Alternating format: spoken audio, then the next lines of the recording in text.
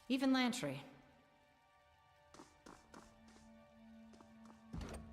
Old Walls mural.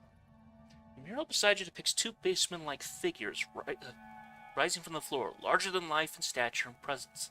Both carry upon their backs massive rectangular tower-like structures. Between the columns of what look like quarters of the old walls, twisting and turning at right angles. Strewn throughout the corridors are dashes of color, blue, white, and purples, twisting in spiral reminiscence of the Bane. Though crafted with primitive pigments, the mural is festooned with small details. Further examination will likely glean additional information. Examine the beastmen. Two figures depicted on either side of the structure are drawn in remarkable detail. Their proportions and anatomy seem nearly identical to beastmen. Two have expressive faces. The right-hand beast is anxious and worried. The left-hand beast appears salivating for a fight. Both forms appear to be bracing against the structure. Taken as a pair, their posture suggests they are holding up or supporting the structure between them. Beastmen literally supporting the old walls on their back. I think we can conclude that even ancient cultures had a sense of the melodramatic. More fool superstition. As if the beastmen could carry the world, weight so burdensome that they cry, until their tears fall from their faces in sheets, become the rain. Ugh, what savage idiocy. Examine the old wall section in detail. Sandstone-colored borders define the edges of the structure supported by the beastmen. The cross-section reminds you of vertical maps drawn of the old walls. A confusing series of connected corridors and passageways rising from floor to ceiling, all of it saturated with cloudy streaks of blue, red, and purple. Can't help but notice the swirling colors of the shapes in the cross-section are also seen painted throughout the two beastmen, suggesting Bane, or the tattoos of such creatures running down their limbs. Color choice and claws mean one thing, Bane. But I'm guessing you already found that conclusion already. The mural is complicated and layered, but has likely received a comprehensive examination as possible for the moment. Whomever painted this mural seems to suggest that the beastmen support the old walls, or maybe contain the Bane? What do you think it's trying to say? I think it's showing a mystical connection between beastmen and Bane, old walls and spire. It's all connected. I noticed the same colors used on the Bane are drawn on the old walls, and in the beastmen. Maybe that's to show their common magic source, as you posit. Satisfied with your investigation, you step away from the mural and face its nuance for the next traveler to ponder. Leave the mural behind and return to your exploration of the old walls. Interesting. Well, let's talk to this person. Gaunt, bewildered-looking woman stands precariously against the edge of the cracked platform. She rubs her blurry eyes impatiently and glances at every direction with a befuddled expression. Where was I supposed to go? She turns rapidly in your direction. Hello? Do I know the way through here? Do you know the way through here? Oh, wow, that's rude. Are you lost? Clearly, I think. I came in from a teleporter nearby, but can't remember the way forward. She points to the yawning chasm at her feet. I feel like I need to head downward. It somehow feels right. Her eyes shut tightly. She's engulfed by a massive yawn. Need to find my way down, and I'm sure I'll be able to rest. Whew, that was a real yawn from me. Careful, that's a long drop. Yes, of course it is. I'm not some child about to stumble over with the breeze. She shuffles slightly as she speaks, brushing loose stone into the chasm below. I just need to find the way through, obviously. I must be going. Sorry, I can't. Go ahead and jump.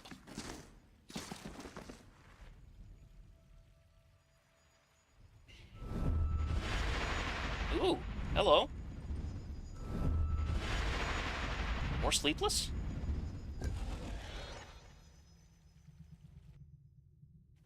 There's the bastard, just as Wagstaff said. Scan the area for Bane. The heavily armored man signals his companions to draw their weapons. Nothing personal, just a job that needs doing. Brief talent is ours. We can't have you hunting our prize. Sally's bellow boisterously in support, banging their weapons against breastplate and shields. Don't worry, we'll kill you quicker than the Bane would. Such courtesy is the least you can do.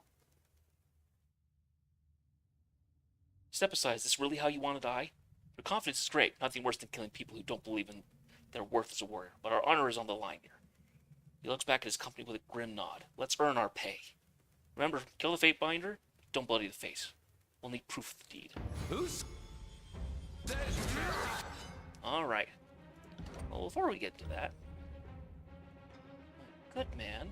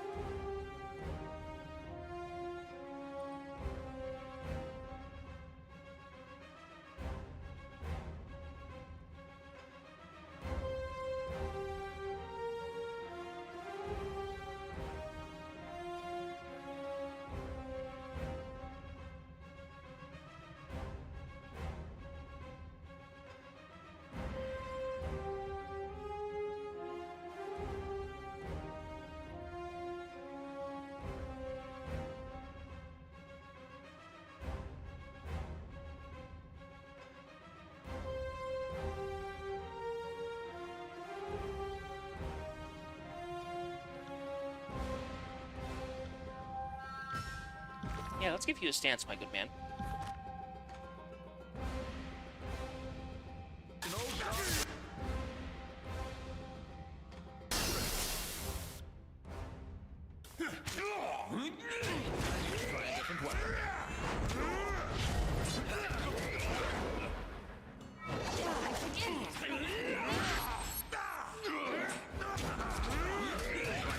Will do.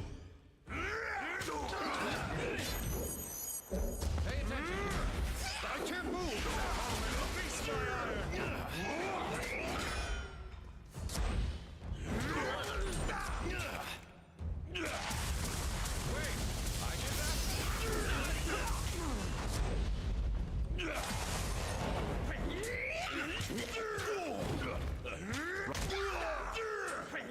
Will do.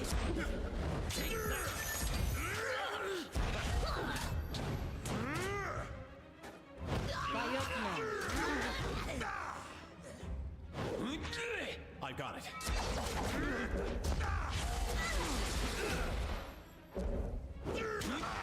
Take me if you can!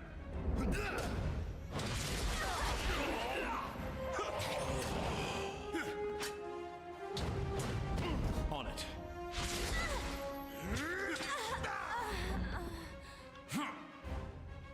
Ooh, gets a bit of a more of a Will do. okay. Bounding bolts 3.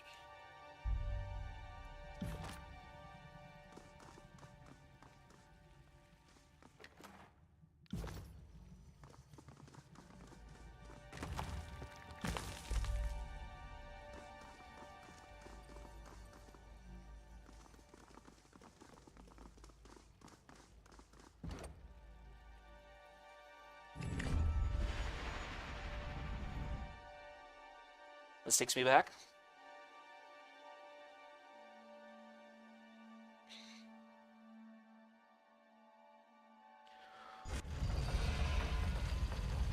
Oh, interesting. Let's go back for the time being.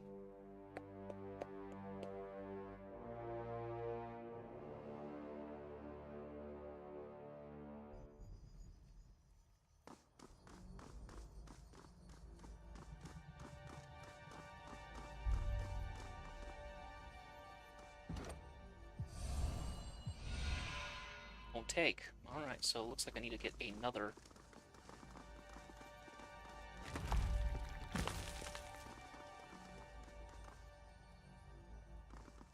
Yeah, looks like I need to find another torch key. So I'm only doing a simo right now.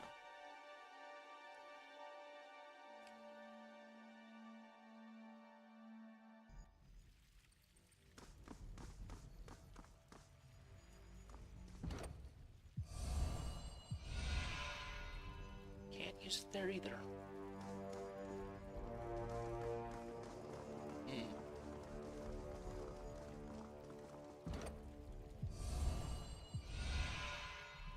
Can't use it there.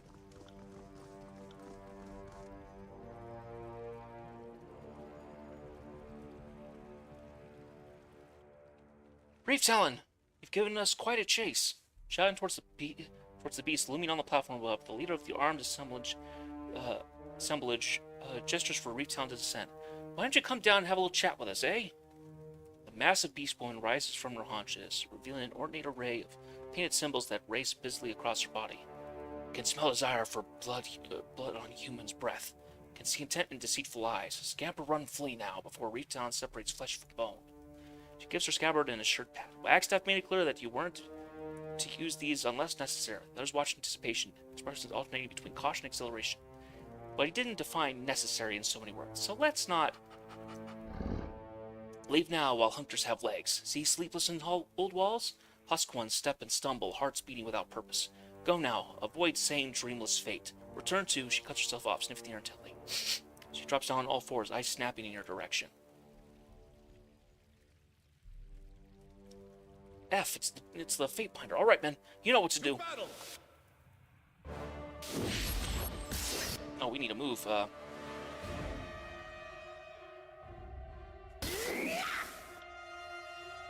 There, can you get through? There he goes.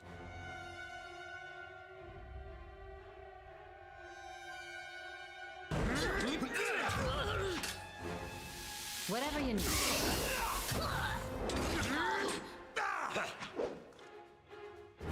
It looks like she's stuck there for the time being, so let's not dwell on it too much. I'm also gonna do a shield on her.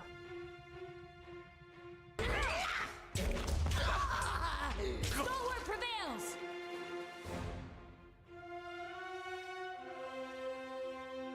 I got it.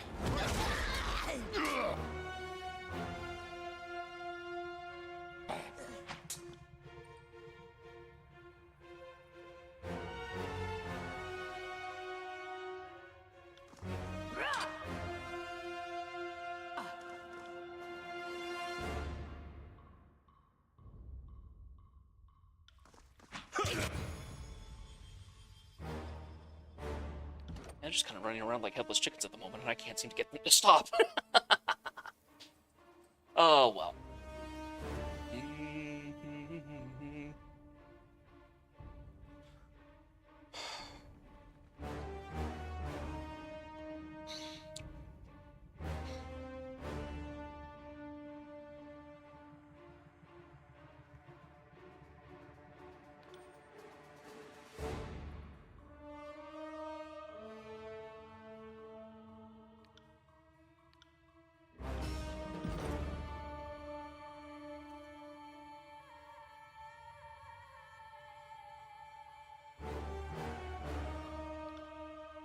Oh, I like that sound of that. Has her attack faster?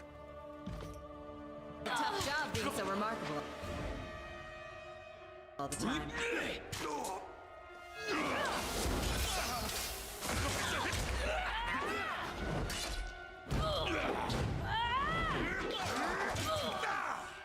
I'm on.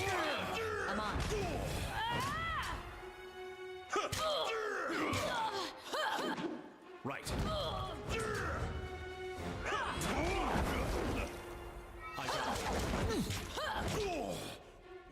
Take me in.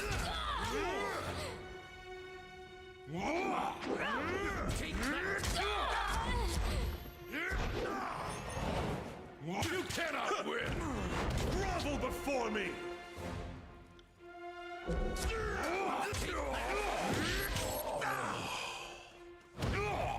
Harsh words would come from Archangel. In our defense, they were trespassing.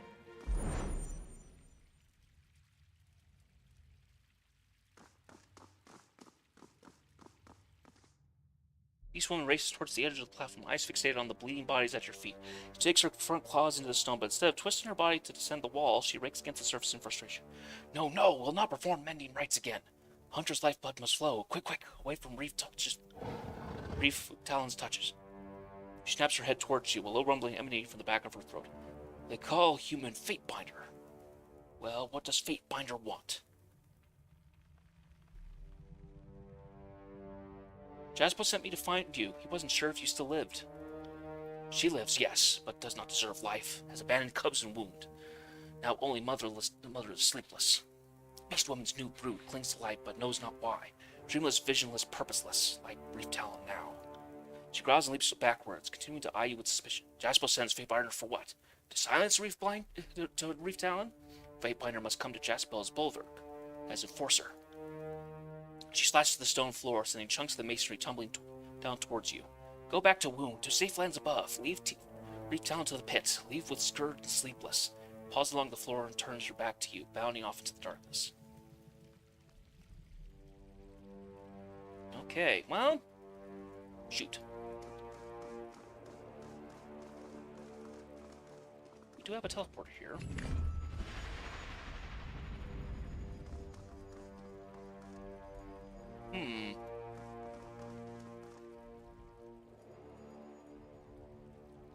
Didn't find anything like key items or anything, did I? We have the this keystone, but nothing else. Let's go in here then. Where does this go? Oh, will this work me back up to where I need to go? Okay, well, maybe... Not sure if I need to go that direction or not. Here, let's, Return and face us, beast! Coward! We must pursue Fatebinder. Let us seek more of those blasted glowing rocks. my thoughts exactly, my man.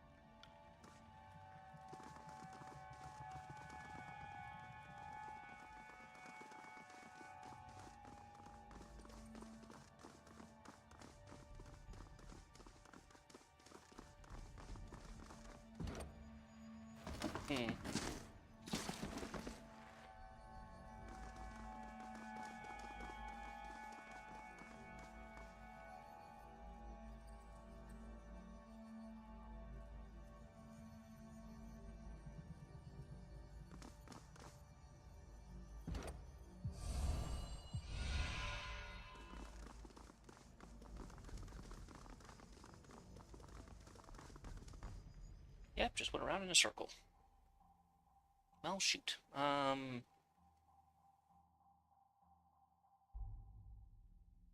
wonder where I can find more torch keys.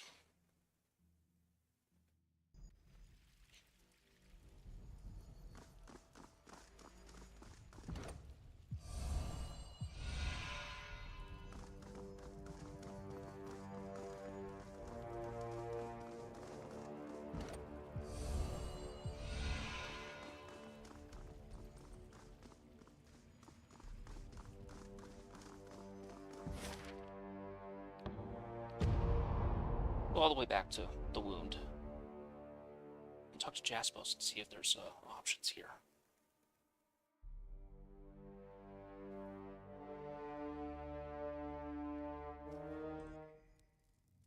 Oh. This is where we show up. Alright.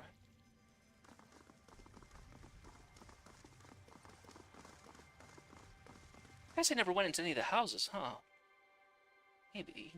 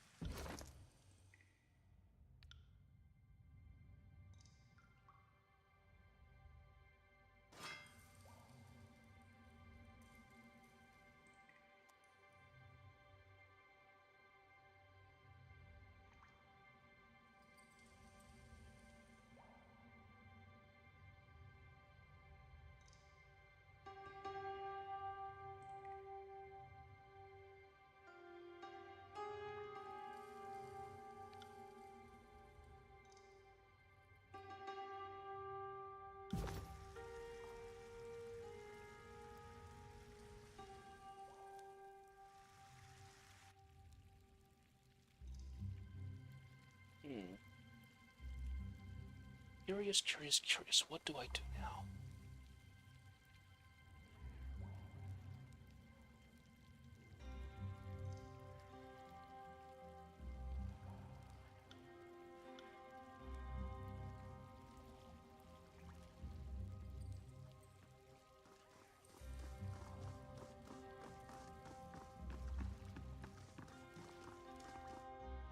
Ah, Fatebinder, you've returned. Okay, so he doesn't say anything. Shoot.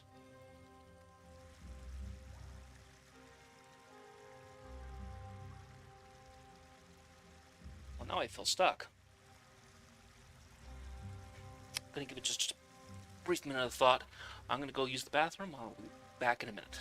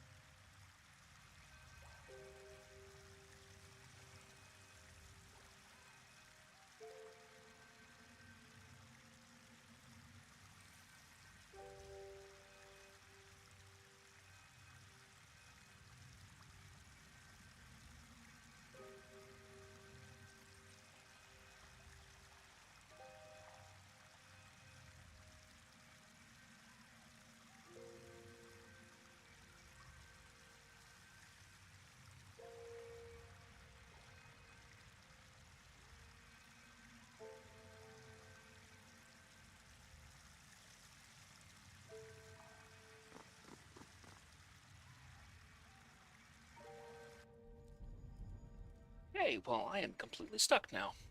Also, I'm back, as is obvious. Perhaps maybe her have to follow that up.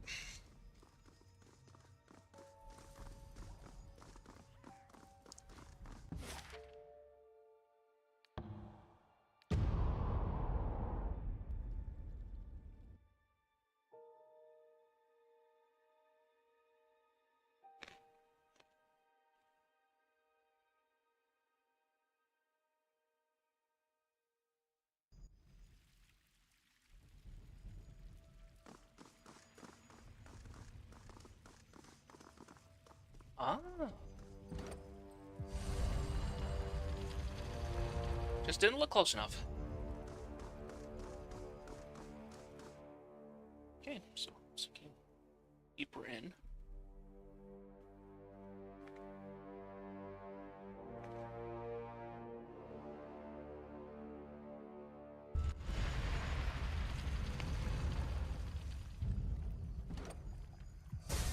This will be fun.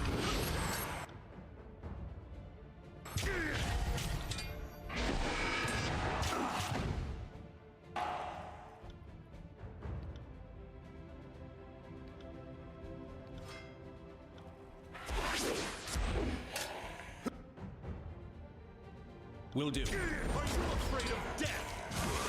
I got it.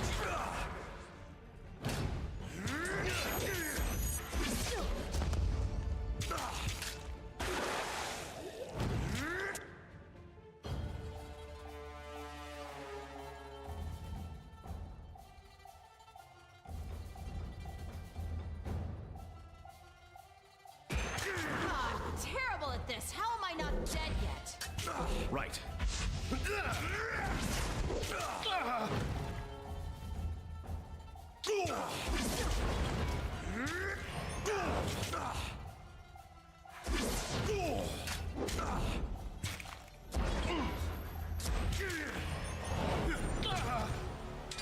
Submit to me! Right. Can't do that.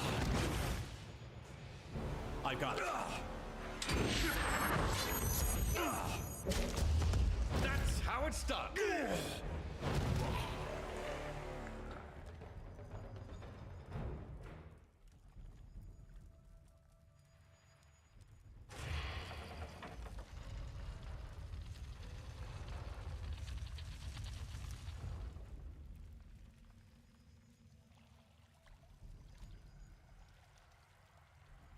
Oh, looks like the steps go...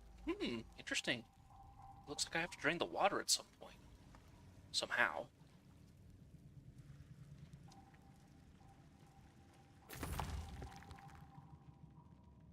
Venturing Guard Bronze Dagger. Interesting.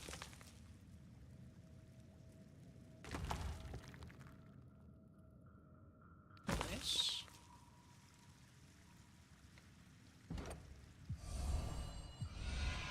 Didn't work.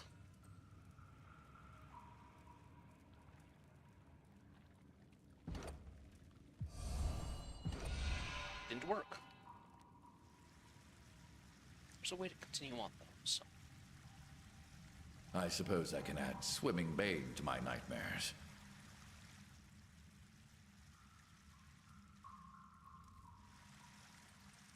Interesting.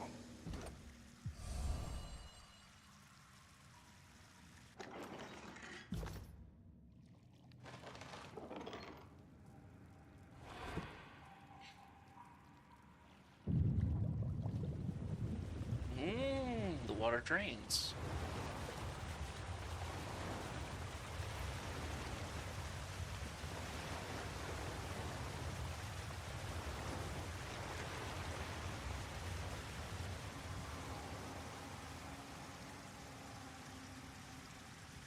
Right.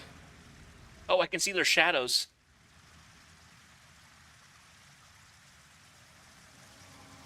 Shadows on the lower wall there.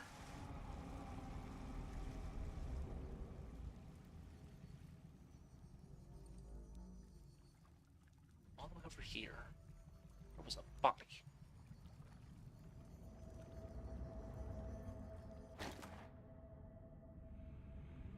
Discover this ancient parchment deep within the bastard ruin's old wall, but cannot decipher the notation printed on it. A prudent researcher might help you determine its origin and meaning.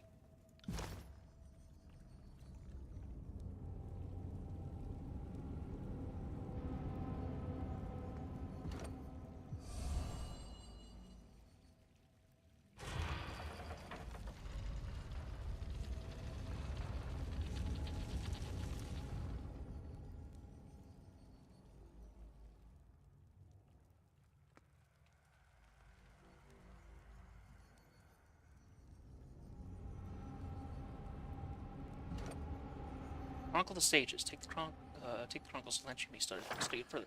Found another one! This should be enlightening. He smiles victoriously as he hefts the weighty parchment tome. Festivities of the Tears. Subtitle. Survey of Social Days. I don't know about you, but I'm excited already. Drafting of the field stories. Rather ribald marriage bed anecdotes. Study of regional variations of tide retreat celebrations.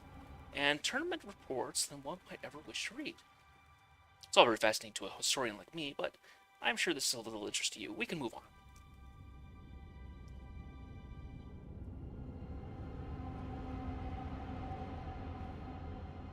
May I take a look? But of course! He hands you the heavy tome and you begin to flip through the pages, your eyes scanning along page after page of flowing text, most of it changing inks and handwriting styles. Tome is substantially described, filled to the brim with stories and feasts and festivals, including such details as guests in attendance and wine served. Each turn of the page reveals more and more notes of celebrations and festivals, major and minor. Your head zooms towards the names and dates of countless past festivals until at last you arrive at the end cover, your eyes heavy from skimming uneven handwriting.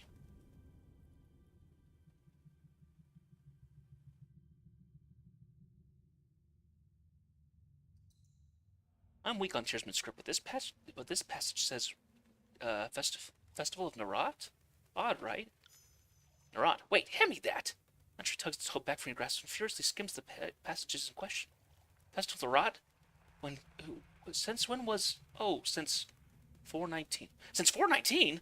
Well, why is this the first time hearing of this tears-wide celebration? He flips through the remaining pages, his eyes rapidly scanning the text with a series of grimaces and grumbles. A Festival of Narat 10 years before the conquest? Seems unlikely. Unlikely, pardon my ardent speak, but it's effing absurd! This isn't accurate. Why would someone... Entry drops his hand into his palm, letting out a mutely raspy groan. I think the why is obvious. It's creating a pretense that Tyr's been worshipping her loyalty to the Archon's secrets voluntarily before the war. Purpose? The only purpose the Chronicle serves is the retelling of it all. This is a cardinal sin of our craft to modify the telling, regardless of purpose.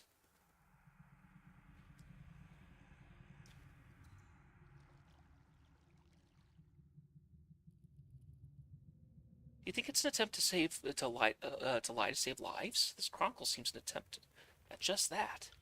Well, I don't... Perhaps the lie isn't forever. Lying to a child to calm him down is one thing, but this is just different. Entirely different. Feeling there's more errors hiding in these texts. He tucks the parchment into his bandolier with a sigh, but I can peruse these pages another time.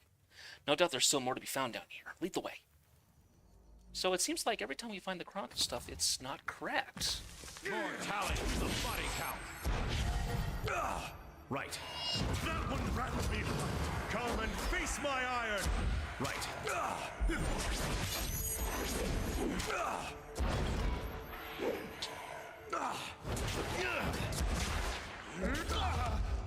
Right. You learn something every day.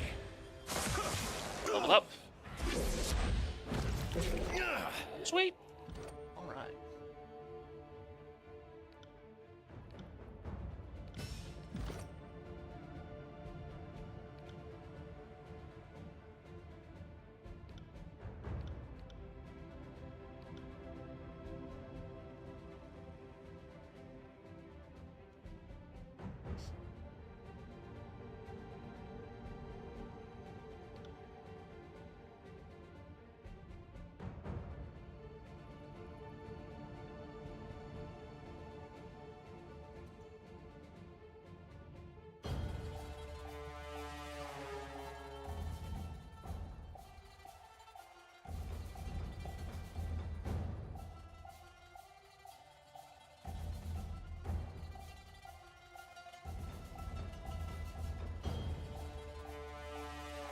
Ooh, that's really nice. I do like the swap positions one though, because if we're stuck in a location where we need to move people around, better to have someone be able to move and actually do something worthwhile that way. Okay, well that didn't make too crazily.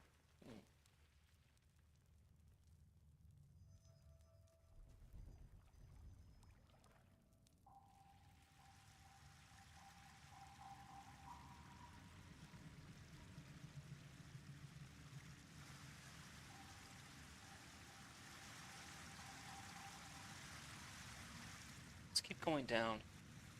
We have to find more torch keys at some point.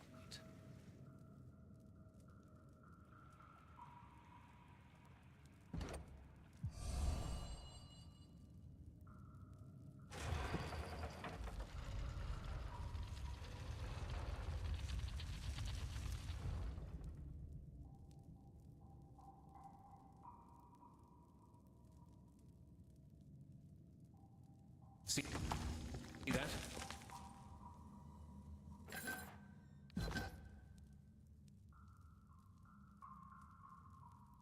Oh, did I grab some that room? I can't remember if...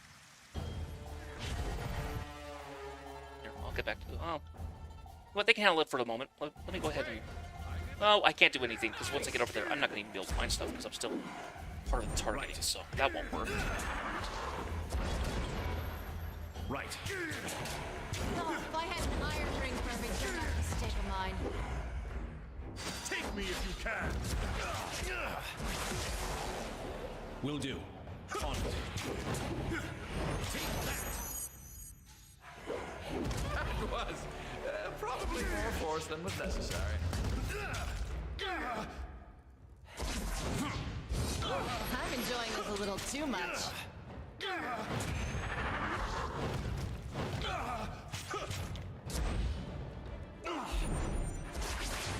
Sorry, I can't do that.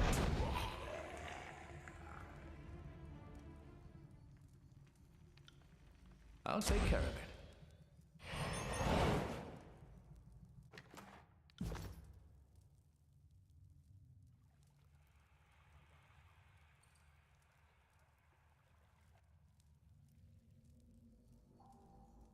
Of course.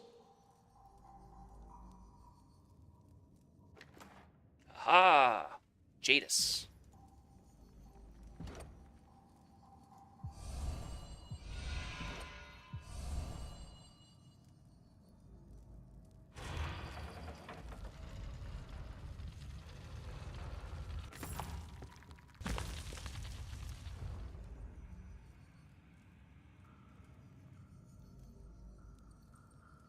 You see what I see?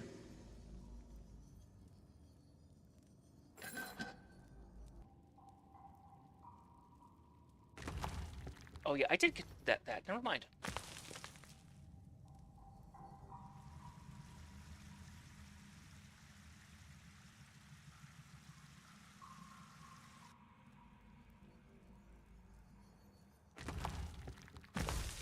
Take me if you can! Well struck!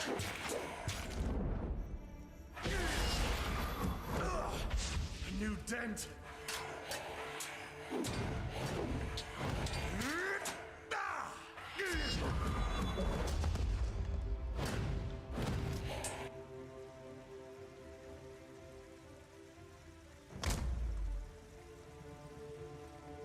For this.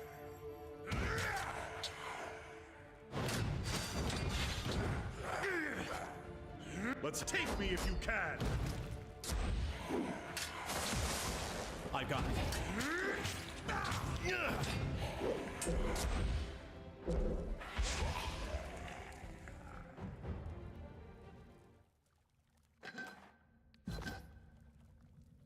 Right.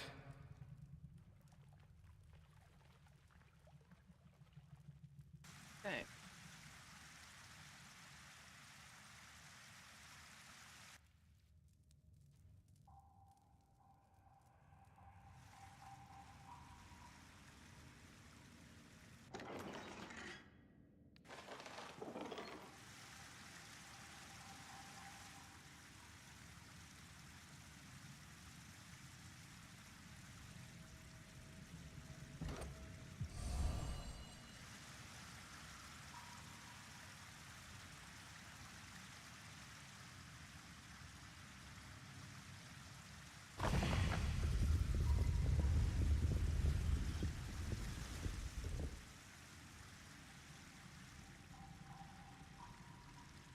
Oh, Barrick. To battle! I got Are it. you afraid of death?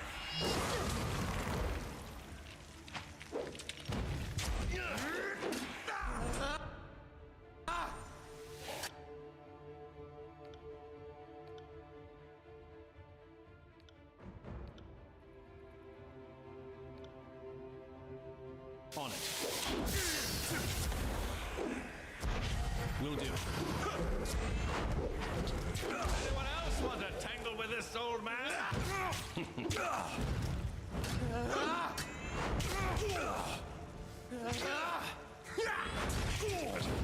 Lift my feet! Come back and face me! Death, worm! That one rattled me hard! Oh, I'm enjoying this a bit too much.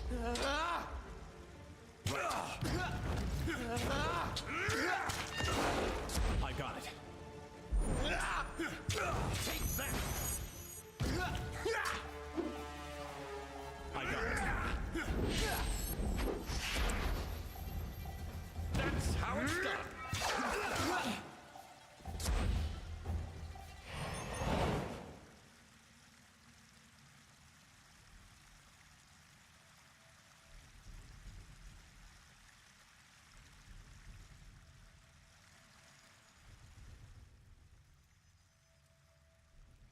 found something.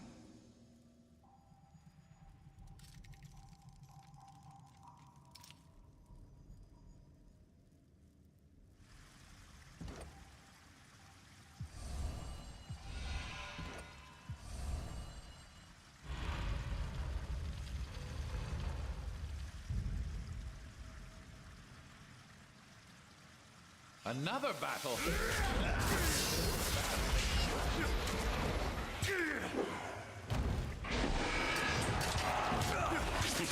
Take me if you can!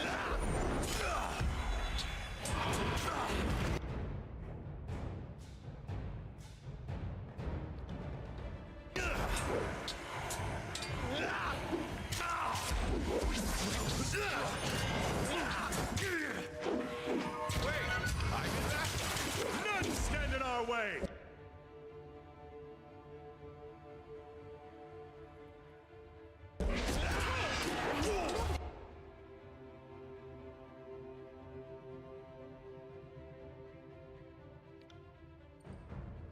Saw that, right?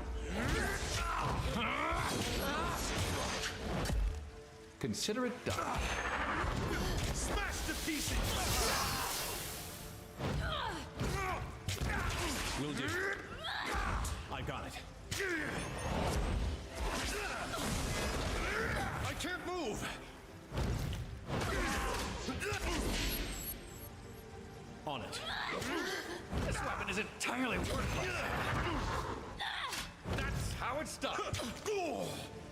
Take that. Take me if you can! Right. Watch and learn.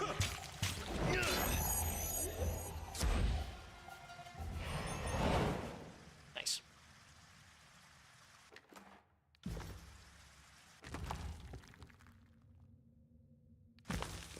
Yes.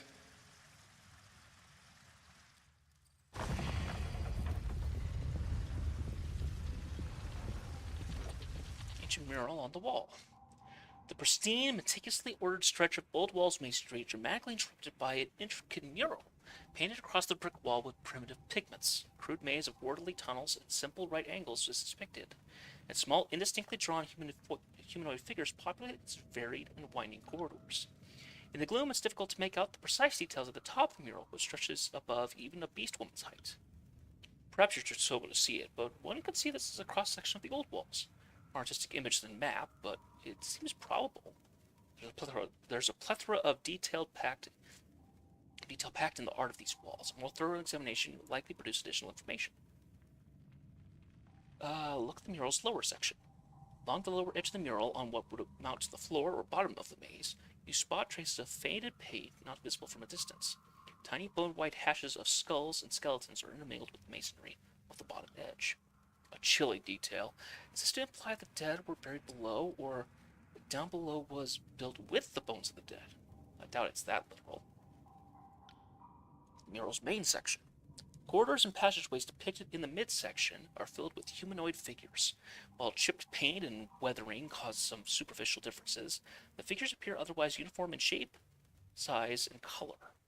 The figures high atop the mural appear of different styles and color. You need to move in for a closer look to glean the subtleties. One doesn't paint an ode to imprisonment on the first day in a cage, right? How many generations were down here and trapped in this maze?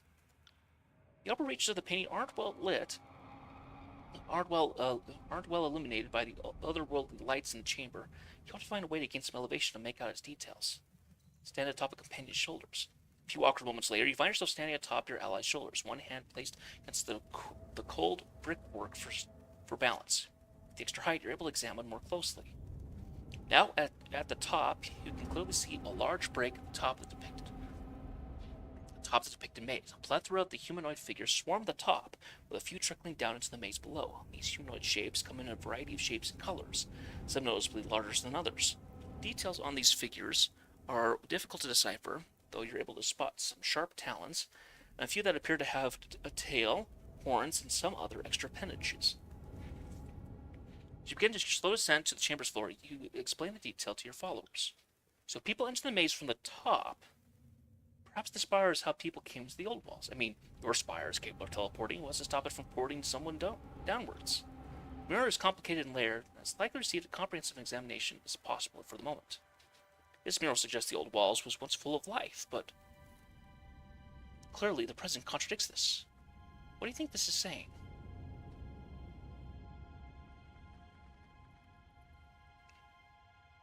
This mural is oddly devoid of Bane. Perhaps it's hindered what what triggered their arrival? I can't deny that possibility, though I imagine we'd see a little Bane imagery if this were a creation story.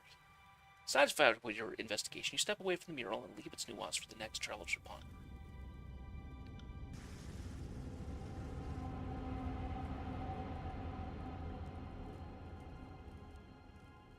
Curious.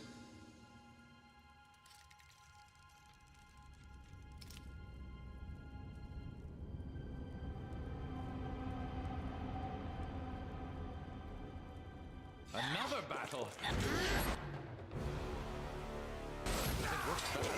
Friends. Are you afraid of death?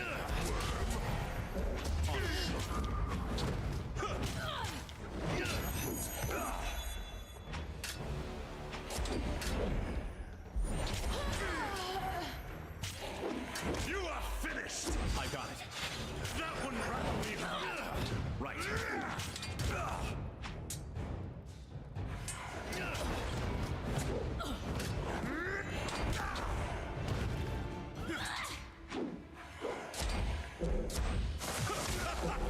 Right. That's how it's done. Are you afraid of death, worm?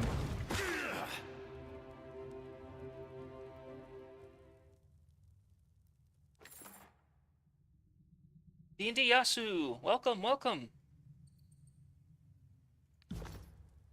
Right. Oh, Fractured Depths Keystone. Sweet. Is there anything else we could access here? I don't think so.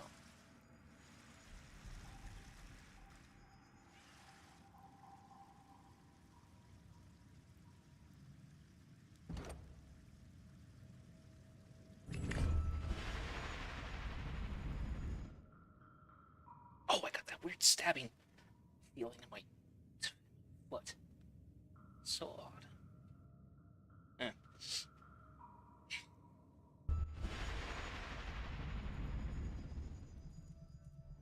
Oh, okay. Suppose back to that spot.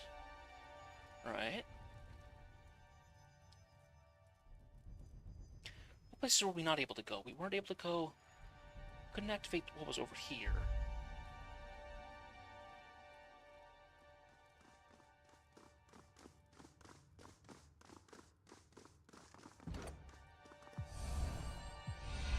Okay, so it's not that one.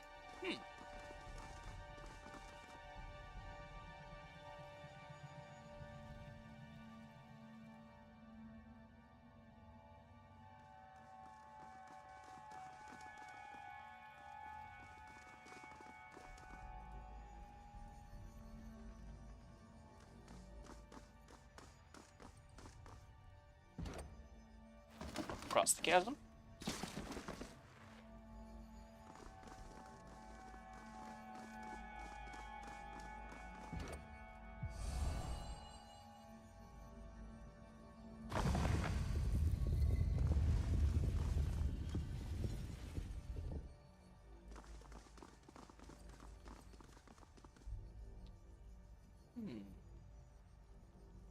I am a shield wall unto my...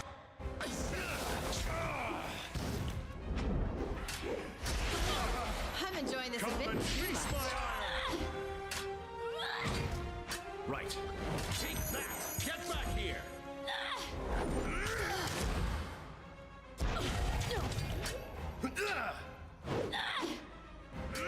On your knees, worm! At once. Right. Right.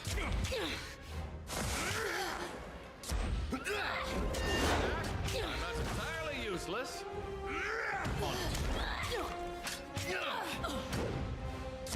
Will do.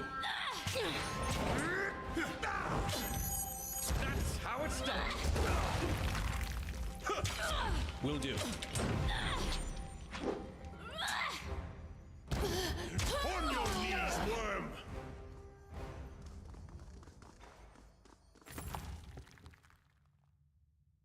Mind erupt venom. Another Ah! seems in order. Whatever you need.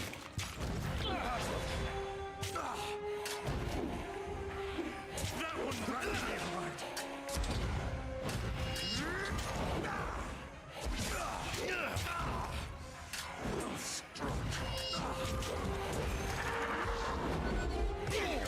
Filthy hands off me!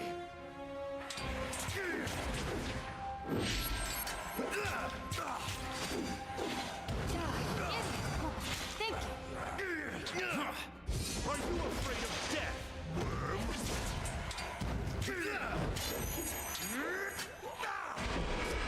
See, that one rattled me hard. My God.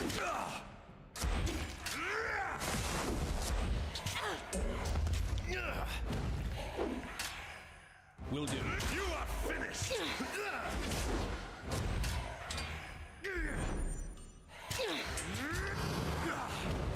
Oh, if I had an iron ring for every dumbass mistake of mine.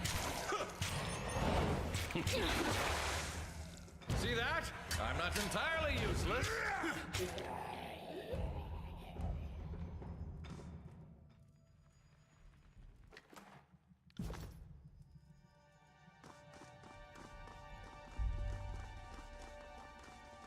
See that?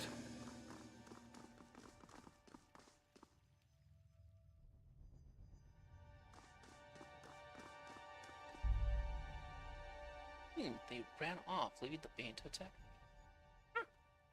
Interesting. On it. More bodies to pile in our wake. Me hard. See that? I'm not entirely useless. On your knees, worm! Right. I'm on. On it.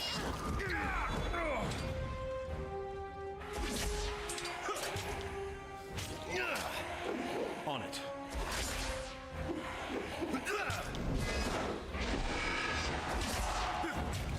Right. Right.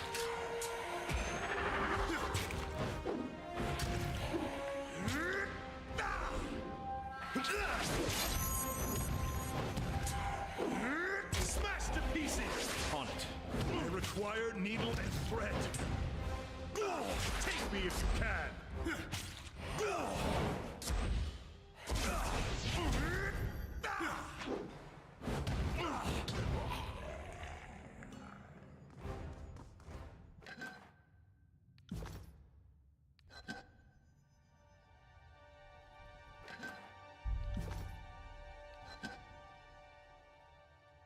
On it.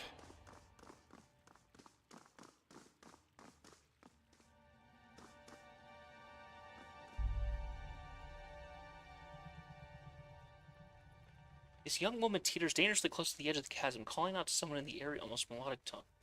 Where is your sweet little song today, lullaby? We miss you so. Her companion tugs at her armband. She slowly spins around. Neither seem to recall an earlier flight from your presence. Are you one of the dreamless too? She rocks and sways in place, running her hands across her sash in long, languid motions. You spy an object in her hand, its blue glint piercing the gloom. As she cradles it close to her chest, you recognize the character's shape of an old wall's torch key. Shiny Rock, would you mind parting with it? She either ignores you or doesn't hear your words, electing instead to stare directly into the blue gem. Is this where my dreams have fled? This pretty spark. Its glow so cold and yet has a warmth, has a flame to my numb hands. She draws the crystal to her cheek.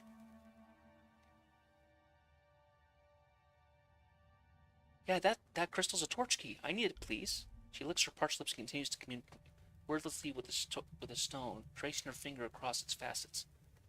Why bother with torch keys when one has such a beautiful stone? Some bronze for that stone of yours?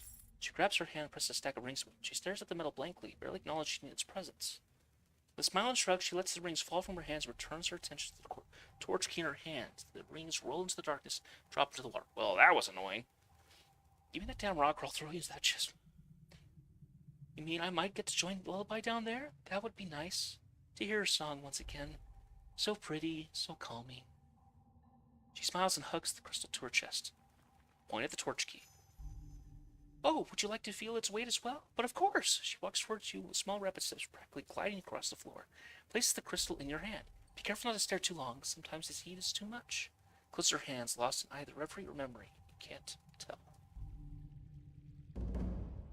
Okay. Well, I'm annoyed that I lost 500 rings for that, but at least I didn't have to kill him. That would have been annoying. Now, let's see here.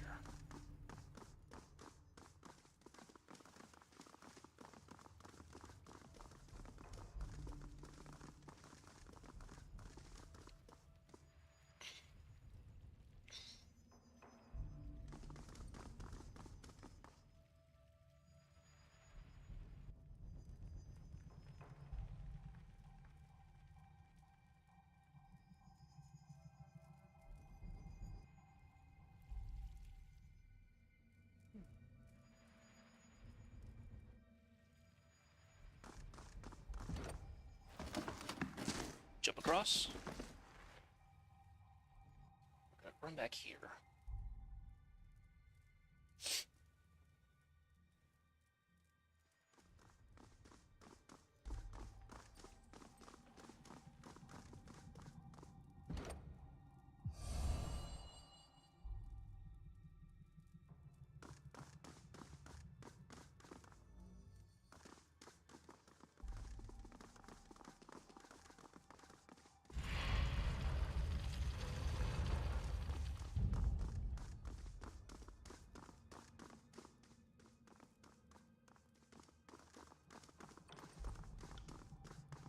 Huh, look at that.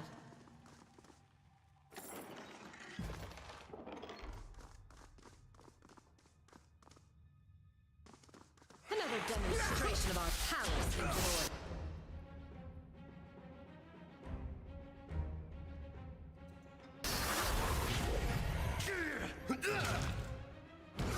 On it.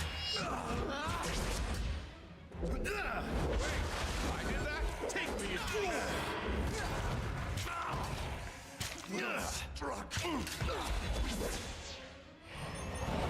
Not a problem. If I had an iron ring for every dumbass mistake of mine.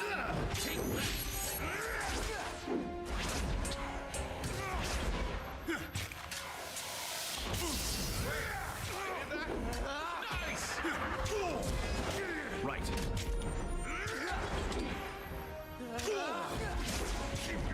filthy hands off me!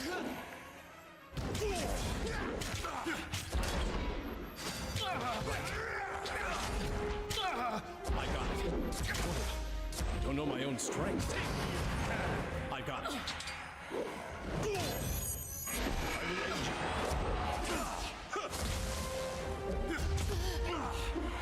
That one must be hard.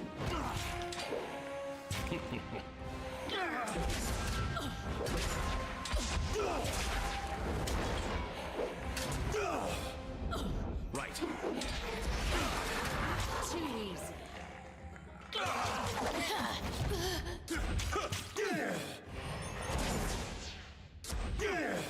I got it. On your knees, worm! Don't know my own strength.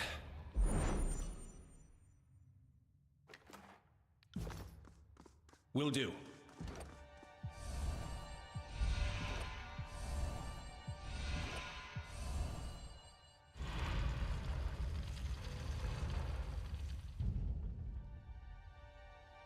Oh, and back to her. Okay.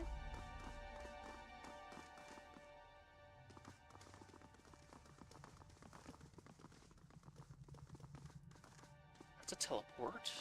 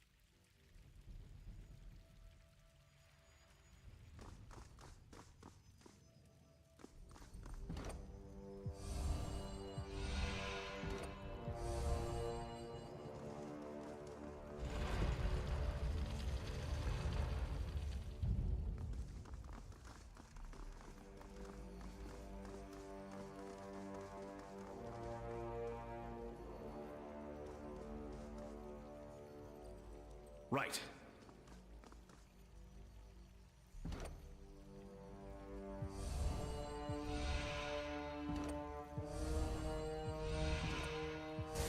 Send me your champion! Will do. Smashed to pieces! Worm!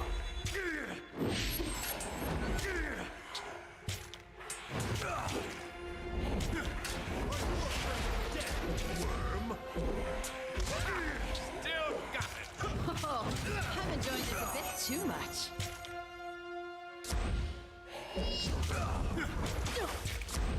Will do. See that? I'm not entirely useless. On it. I got it.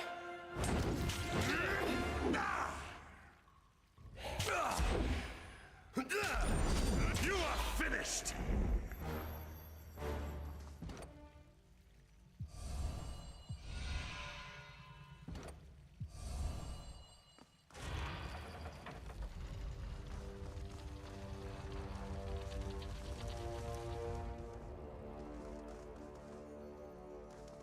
Do you have eyes on this?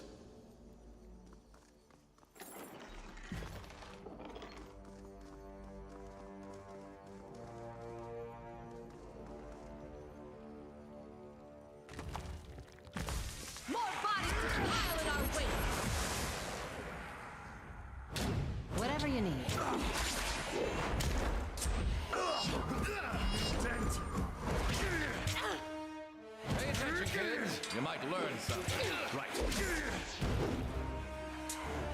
Come and face my iron! Wait, I did that? Nice! Oh, that can't be good. On it. You are finished! I got it. Will do.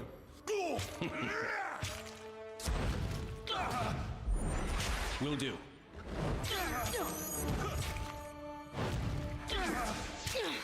Pay attention, kids. You might learn something.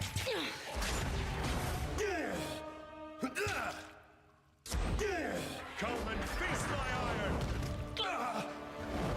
Wait, I did that? Nice!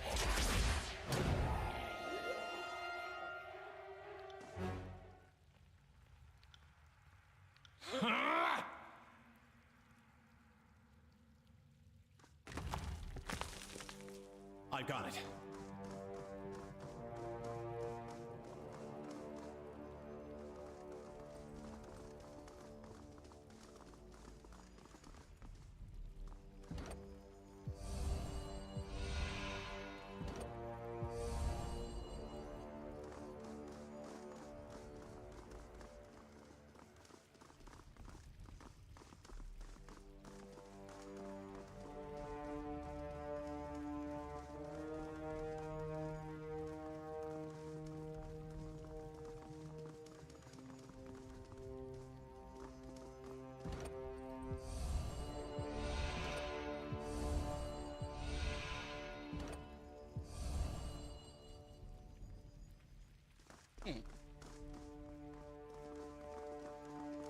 Now, did I get notes or anything of how those keystones are supposed to be laid out?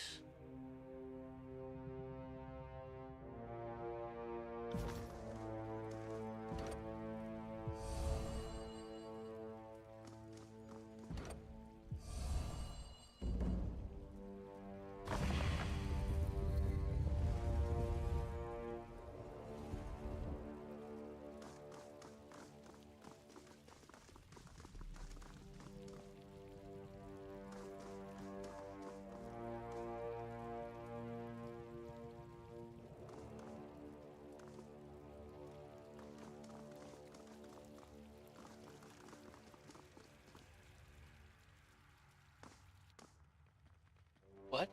No, it was 4 days ago. 8? That's absurd.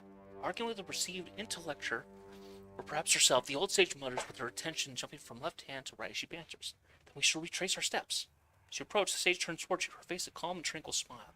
Oh, darling, having trouble sleeping too? It really is you. First I didn't want to believe, but then, eyes wide in surprise, Lantry ambles forward, seemingly uncertain of what he's experiencing. That voice. He looks around her.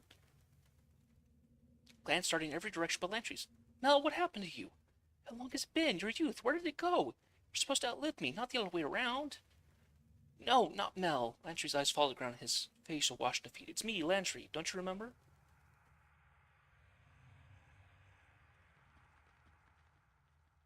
She elects me, I presume. Lantry has told me almost nothing about you. I assume she used to be more... Not Lantry, Lexmi. She points at herself with a knowing smile. Or so they call me. Sage rubs her temple with a pain smile. Sorry, my mind feels all fog, no lightning. It's all in here, just tired of being tired. All I need is a little sleep, a little shut-eye, and it'll all make sense.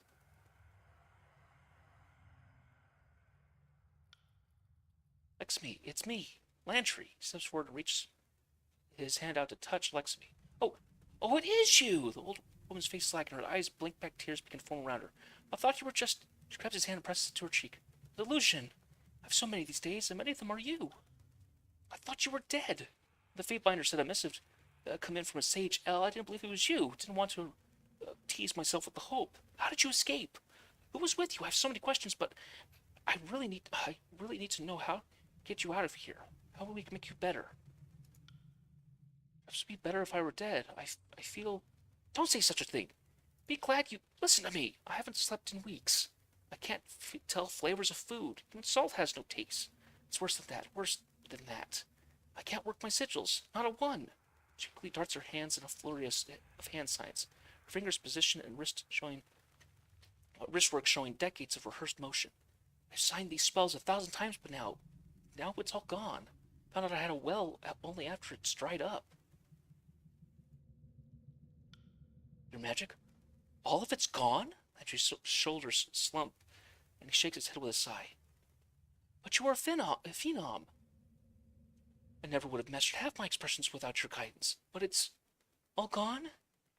Maybe you just need some rest. Maybe that would restore order in your mind.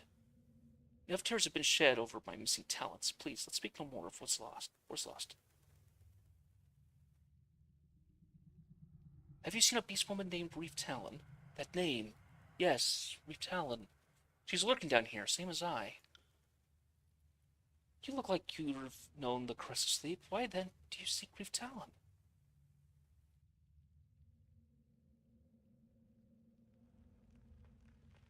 Reef Talon can still be of use to the people of Bastard's Wound. Well, I can tell that she still lurks depths along with sleep as she has created. Sage falls silent, rocking back and forth before returning to the present. Tell me, do you intend to harm Reef Talon?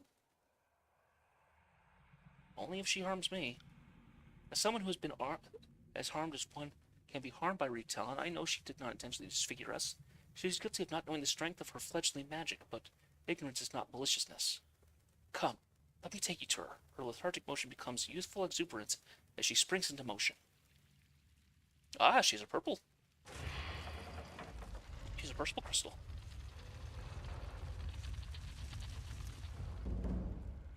I got it.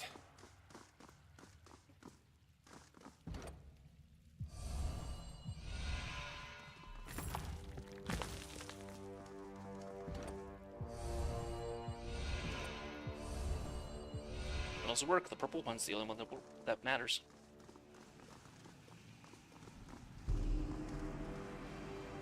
Oh gosh, that is a... Wake up! Fresh meat! Lexmi roars at the massive havoc hovering in the center of the room. Every hair on her head stands on end as the room swells with static char. Small bits of debris orbit the havoc's tendrils, twist and flick.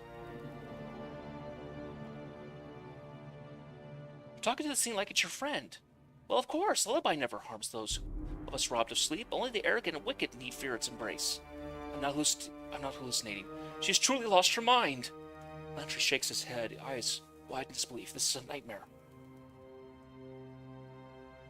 Why in Kairos' name would you keep a havoc, let alone name it?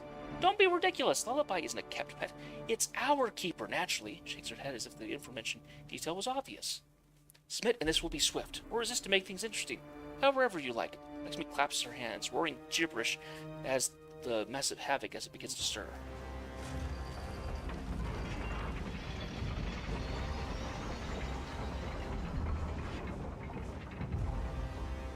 More body.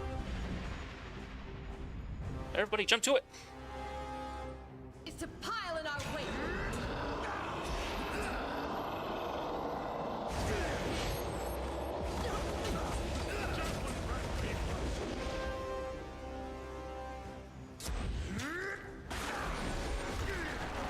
I got it. That's how it's done.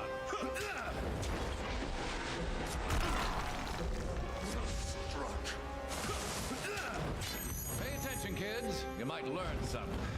I can't move. Take me if you can. It's a hit. On it.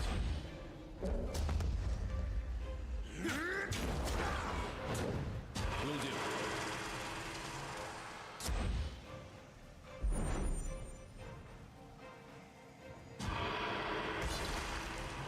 I got it.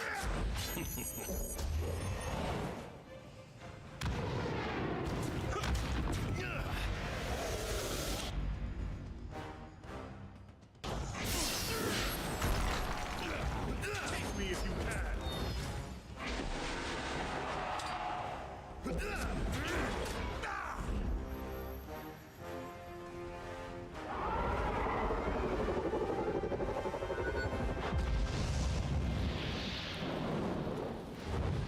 Heads up. We have...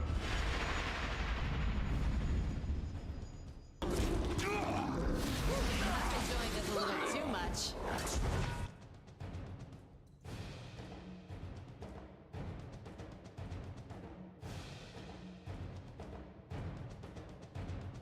Pay attention, kids. You might learn something. Oh, crap. I'm stuck. On it.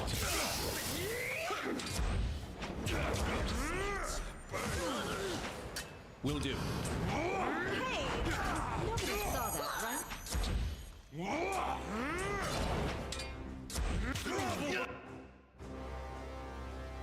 For me. Anyone else want some of this? Well, if I'm sick or dying over here.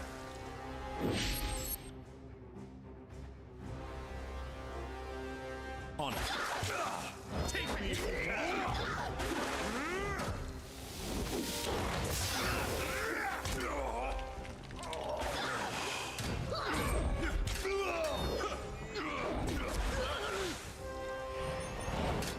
On it. Anyone else want some of this?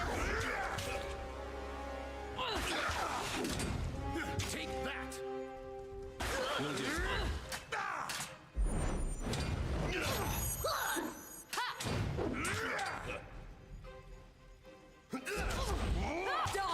Pay attention, kids. Come you might and learn feast something. my iron.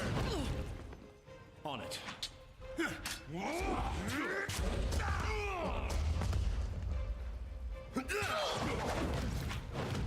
Smashed to pieces. Wait, I did that? Nice! On it. What a monstrosity. Odd that the Sleepless came to its aid. Oh, you're still alive? That wasn't part of the plan. Ooh. It says melody volatile powder. So immunity to a sleep. And 25% damage. Causes a wound when reaching below. Okay. Interesting.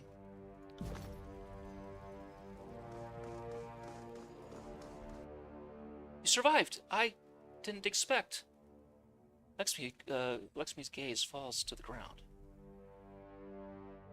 You willingly led me into a trap. Explain yourself. I apologize. Many have come here looking to harm us. We're Reef Talent.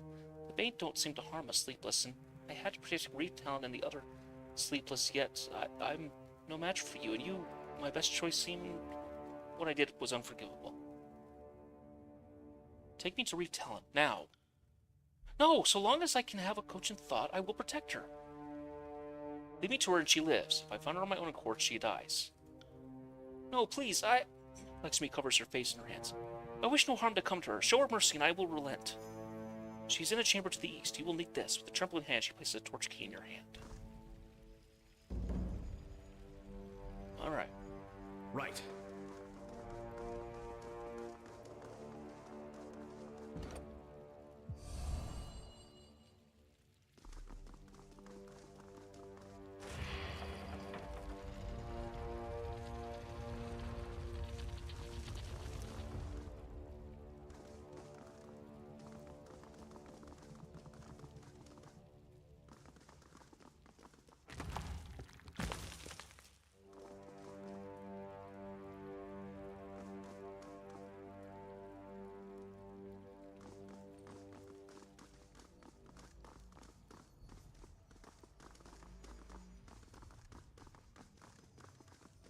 Found something.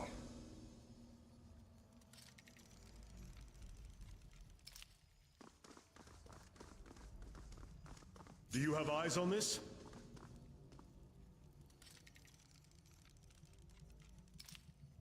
You see what I see? Can't do that.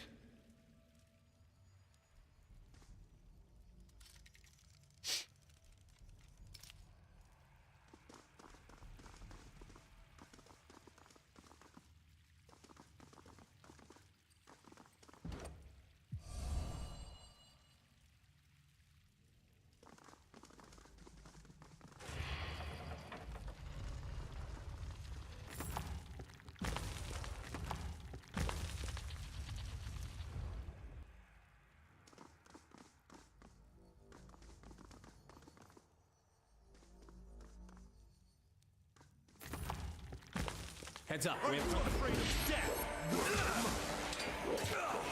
Wait, I did that? Nice!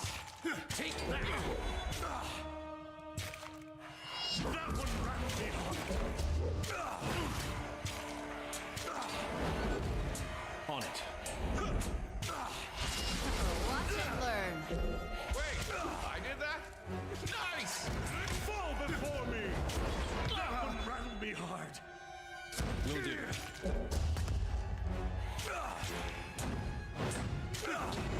Submit to me!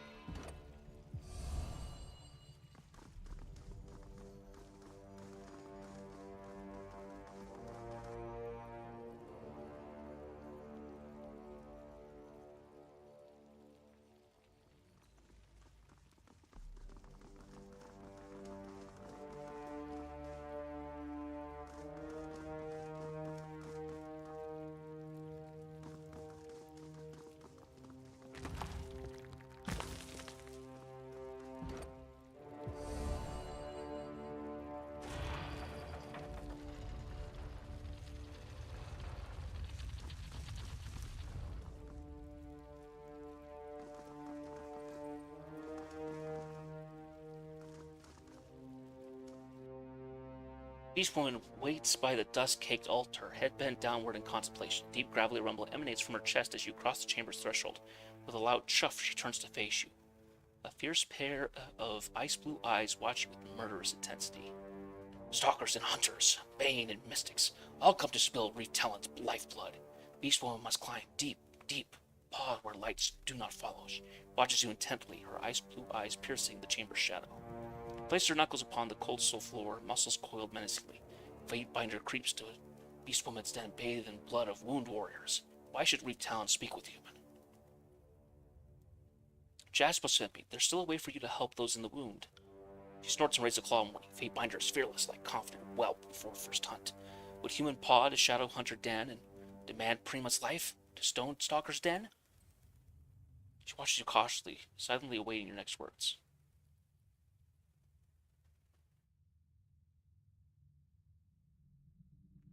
I want to know more of your healing abilities.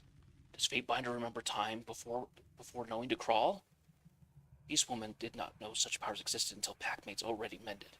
She shrugs with a scowling grimace. Have no answer for Fatebinders or Beast Woman. Why do you think the healed become sleepless? Can describe sensation of healed power, but no meaning. She pauses to think, listlessly tracing a painted symbol on her chest with a claw. When human lies on ground with lifeblood pouring from wounds, Reef Talon can sense blood rage inside dying creature. When Beast Woman touches paw to human, Reef Talon can stoke blood rage to live longer? To the man blood keep pumping? Not explaining right. No, can't. But mystic gift always goes too far. Always. Mending right scrap of life spark stretches far and fast until extinguished. Snuff drowned. After right, human's wounds close and lifeblood dries, but life spark is gone. Healed human is hollow, does not remember pain or pleasure, does not dream, is sleepless. How do these powers awaken in you? Beast Woman cannot say for sure. Her hands gesticulate wildly, but for a time, no words coming out. Ever since coming to this place, Reef Talon feels hum of magic, but did not feel it until it already happened. Packmate was injured on patrol, and Reef Talon ran to clutch injured whelp. Beast Woman remembers hearing lifeblood from inside dying body and roared it to obey. That's when mending right began to knit flesh. That's when Reef's Talon's shame began. Do you think being in the old walls gave you these powers? She shrugs, scratching her head with a gruff sigh. Maybe. Reef Talon never found it finished proper teaching to be mystic. Power always feels like it's coming from within Reef Talon. But maybe old walls awoke in mending right? Why feed the wound? You could simply stop using your magic. Too dangerous. What if Reef Talon's milk sickens cubs? What if blood corrodes tinker tools? No, too much to lose. Reef Talon will take no chances. We'll stay confined to depths. Can you be sure that your powers will manifest in a new way that harms the settlers, even from here? Beast Woman did not envision this. Reef Talon's hackles raised in alarm. Fatebinder speaks of possible truth. Sleepless poison is created by mending touch. What if same corruption grows stronger and spreads from afar? She glances down from the leathery pads on her palm. Perhaps Reef Talon has been cursed for trespassing where Huma Prima called Kairos forbids. So are you content to let Jaspos and Waxstaff lead your tribe? Would hope Ocean Mystic and Stonecutter choke on own hatreds. Reef Talon is no longer Prima, so cannot be concerned by such matters. What do you hope from gaining from hiding here? Not hiding, saving others. Her breath clouds the air, the cool air, her words sharp and prideful. Reef Talon could not let corrupting power harm kin and kith. Left home den, but did not abandon tribe, did not run and hide, but does not know what will solve problem. How did you come to find the wound? For a moment her eyes grew distant and shed their intensity. Reef Talon has lived 4 lives. First life was free manta-born in islands near human lands called Stalwart. Second life was as slave. She chuffs and banishes the guided with a shake of her head. Third life was Prima to Wound tribe. Now Reef Talon lives 4th life as wretched outcast, skulking in deep pits of the old walls. How did you come to lead the wound, even if briefly? Did not come to wound to be Prima, but once arrived, Reef Talon was only proper answer. Was best at hunting new prey. Show kith and kin how to slink through deep dark, how to hold ground against scourge beasts. All beasts bowed to Reef Talon. Once, Wound Clan gathered to discuss scourge hunt in Old Wall. Stonecutter and Ocean Mystic could not agree on plan, wished only to bicker and yell until Reef Talon roared and the whelps cowered. Tribe knew only Prima Reef Talon could maintain order, until Tribe became fearful of Prima's magic, though. Then Beast One could no longer inspire order, only fear. Tell me of the Sleepless. Beast One bristles at the mention. Greatest of shames. Reef Talon has sickened own tribe with dreamlessness. Any idea why the band ignored the Sleepless? Same question ponders Reef Talon. Scourge beasts seek blood of Beast Woman, but never of sleepless kith. Even noisy Sleepless. Reef Talon thinks Sleepless casts no scent for scourge beast to smell, no dreams to tempt ancient hungers. I've only seen human Sleepless. Are there no Sleepless beasts? No, not yet. Used many right on beats and packed, but saw no dreamless scar. Do you know of any way to cure them? If Beast Woman knew, would have already tried. Human sage called Leximi insists Reef Talon has gift, can bend better, but is wrong. Is folly to try. Must never use wretched gift again.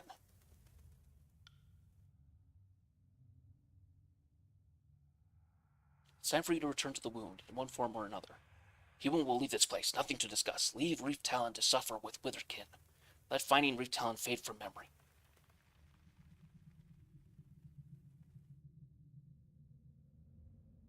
Jasper says you could provide safe water for years, but your bones are the key regent. Will you submit and help the wound? No. The word is spoken menacingly in a low tone that transforms into a deep rumbling within her chest. Reef Talon has seen cages of horror and blood-taking. Will not be skinned and flayed as common elk.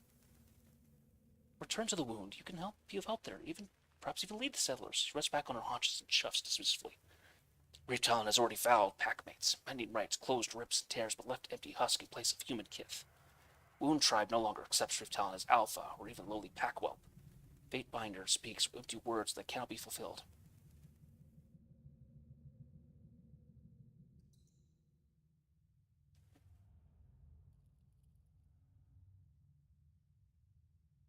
You're only running because of the sleepless remind you of your guilt.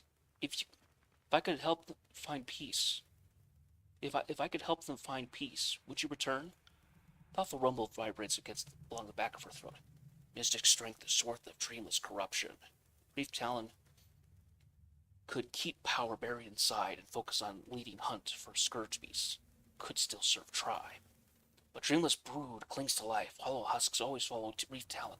Step stumble through dark halls and hunger for a pack leader's call. No way to ease suffering of sleepless except by death. But Brief Talon will not kill feeble kith. Bright eyes narrow in suspicion, finding yours in the darkness. Is Fatebinder suggesting? No, if that's the only way, then that's not an option. Humans foolish and cruel should not bray and give voice to futile hope. The beastmen still need you, regardless of what the humans think. She grunts, waving her claws in a scream. Cannot return to wound. Shame has not faded into distant memory. Dreamless husks would follow Reef Talon back to tribe, while invite only sorrow back to the nest. You should lead then. Neither Wagstaff nor Jaspos can truly unite the people of the wound. Ocean Mystic Wagstaff and Stonecutter Jaspos roar loudly. Wound leaders imitate Alpha, but must slink smile boast discouraged respective of tribe. True Prima does not scrounge. True Prima already has respect. Was like this when Reef Talon claimed Wound Tribe, but now packmates fear mending rights. Reef Talon does not have respect needed to tame Wagstaff or Jaspos.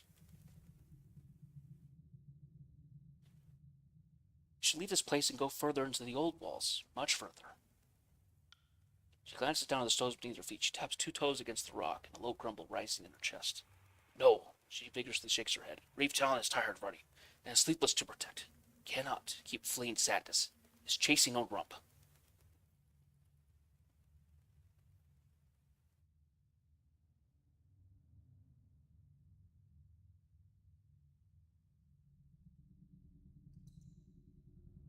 Coward, would you rather waste away on your haunches? She lowers her head, unable to meet your gaze. Not afraid of hunting the deep dark, but does not know why. Reef Talon's death will not help Sleepless.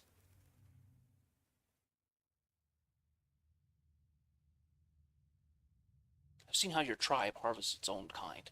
Stay here and that could be your fate.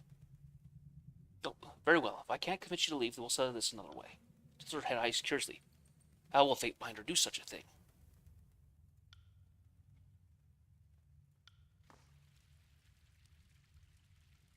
Well, shoot. It doesn't feel like I can convince her.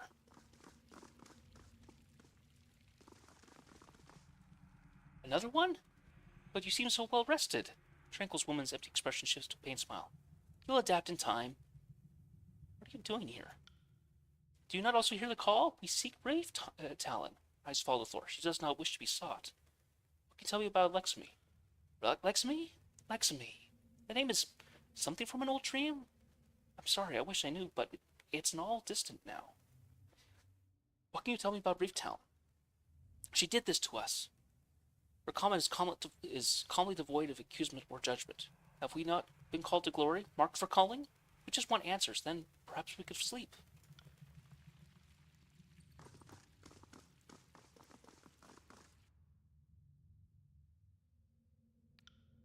Let me back up a second here.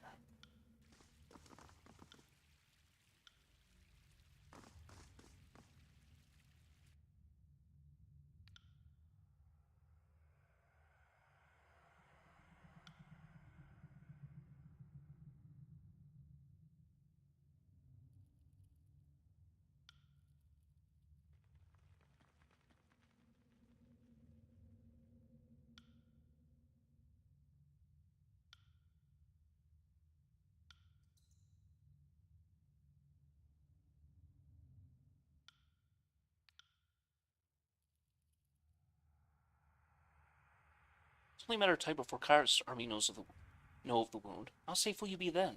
Ironclads called disfavored and chorus whelps scamper away from scourge beasts. Old walls deep in same as ocean darkness will not find Reef Talon in deep dark. Worry about the settlers, not the Bane. As long as they remain, they will hunt you. Wounded hunters are already came, will come again. She chuffs dismissively at the notion. Reeve Talon does not need fear the blood claws. Beastman once slave, never again, was chained to walls of stone, away from free waters. Powerful rumble builds in her chest and erupts in a roar that reverberates across the old wall's expansion. Will die before wearing blunt claws chains. Bane sings loud song in the depths. Human cannot hear, but Reeve Talon can. It would be good to find depths in darkest of Scourge Nest. Proper end for proper hunter. She emits a short, sharp chuff, her eyes focused and intent. We'll go. We'll climb, leap, swim far to ancient depths where blunt claws cannot follow. Tribe will flourish in Reeve Talon's absence. She extends a clawed-tip hand to offer you a worn keystone. Take. Mystic stone awaken far, leap stone. Take human to high perch where water flows, where Reeve Talon will watch, keep tribe safe. Fatebinder should have Reeve Talon's knife. She draws from what seems a small blade to her, but a proper sword in your hand from her bandolier. With head bowed, she hands you the weapon. Brought good luck to Reeve Talon in deep dark. Will bring good luck to Fatebinder. Also has too much stink of blood from human Reeve Talon trained to hunt. Much better Fatebinder has. She steps towards you, close enough to brush your skin with her fur and breathes deeply. Beast woman will remember Fatebinder said. Do not harm, wound pack mates, or Reeve Talon will emerge from shadow depths and stalk prey that betrays. Satisfied with her warning, she calmly walks over to the railing and leaps into darkness below.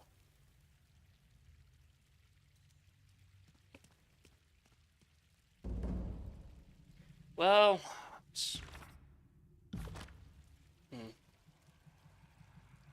On it.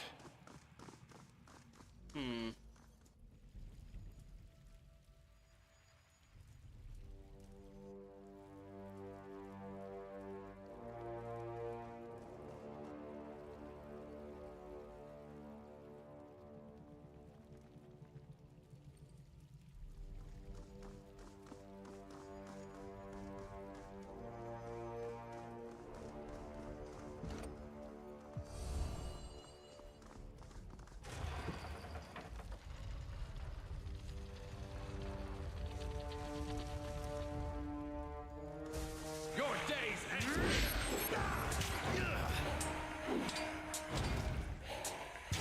Are you afraid of death, worm? Keep your filthy hands off me! Grovel before me! You are finished! Wait, I did that? Nice! God, I'm terrible at this. How am I not dead yet?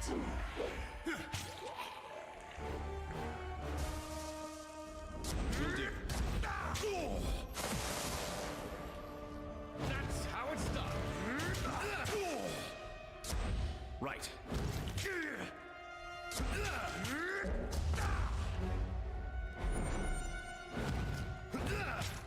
Are you afraid of death, worm? Oh my, yeah.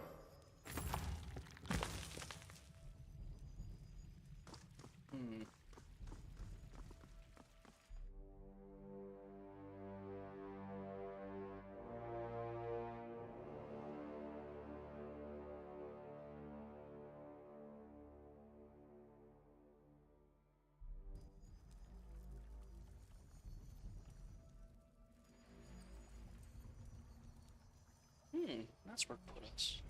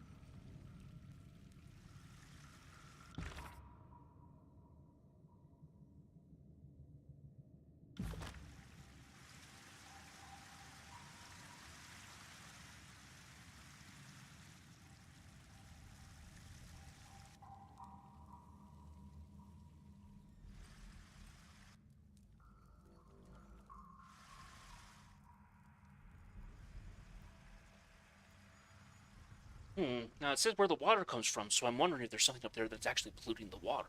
If that's the case, then I might be able to solve the problems of the wound as well.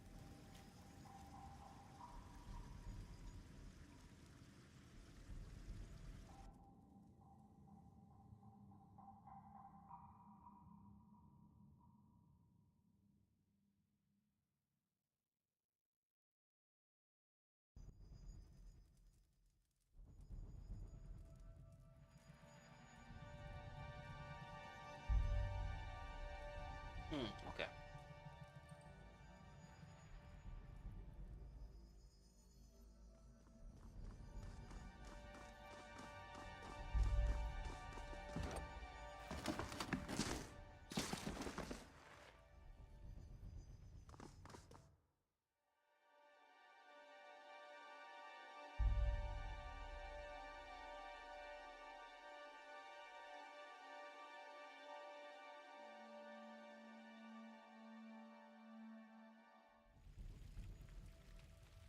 Oh, come off it. Where do I go to teleport myself?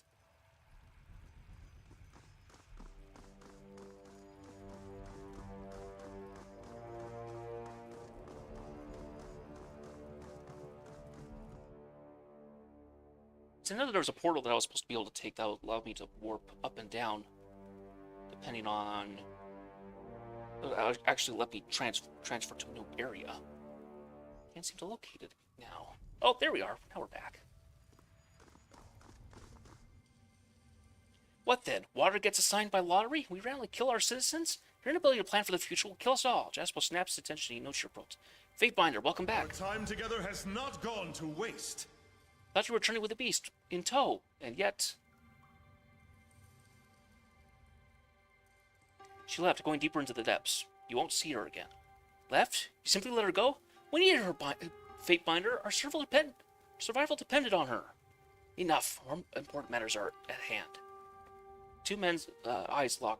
Nearby attendants and aides gather and close ranks. Jaspers and Wagstaff, as well as their assorted followers, appear to be ready to fight. What's going on here? Just some long overdue sorting of affairs, I suppose you could say. Good Tidescaster and I seem to have similar plans for Reef Talent. More to the point, the Forge-bound Master and I have mutually exclusive plans for the settlement. The wound needs one leader. One leader only. Both men stared at each other with sneers and puffed-up posture. Nearby citizens took one terrified silence as the crowd burst with violent anticipation.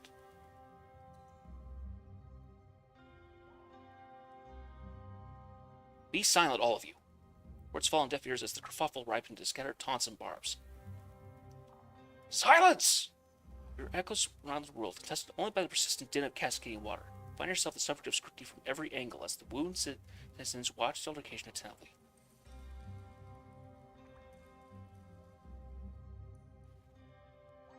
I will settle this matter, and you will obey my decision or face my wrath. Gentlemen, at this rate, violence is all but assured. Someone needs to meditate the dispute, otherwise draw your weapons to be done with this here and now. Wagstaff, Jaspos, and the respective backers shift about nervously, but none really appear willing to lunge forward. That we will follow the Fatebinder's will? Perhaps we'll take the squabble elsewhere, away from the peaceful folk?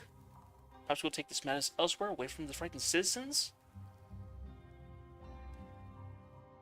I have a keystone that should open another stretch of the old walls. That should be private.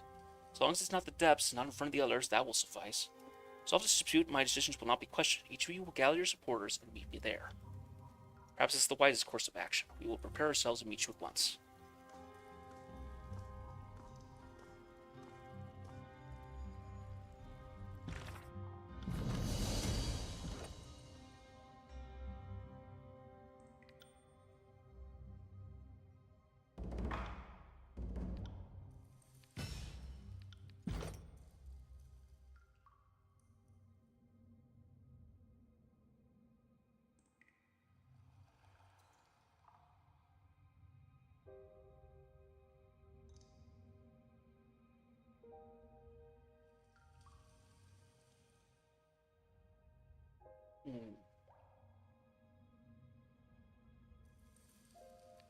I do like that one.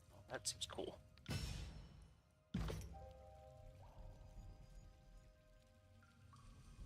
Right.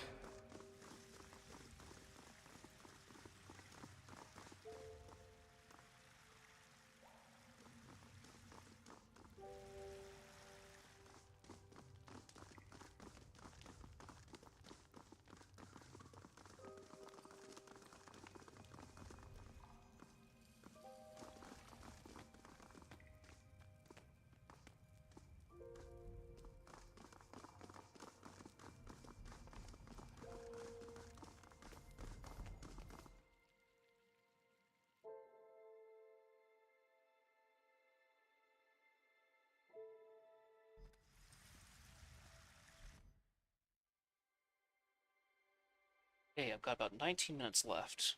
I will end the stream. Gotta have a small bite to eat and get dressed for my interview.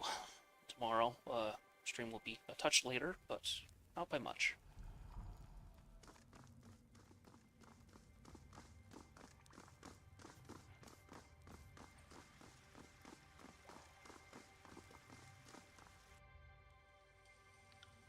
Hey, Binder, you've returned. From what I gather, you managed to get on Wagstaff's bad side. Fairness, it's probably his only side. Oh, it doesn't have anything extra for me. Alright. Maybe over here. I'm gonna mark this structure here.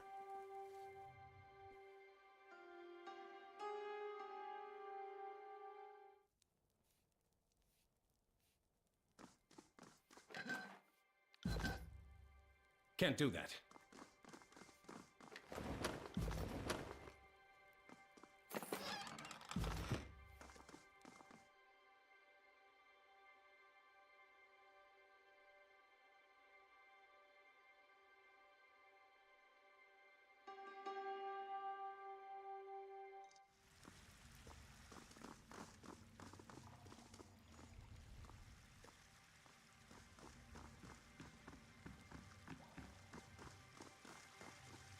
Can't do that.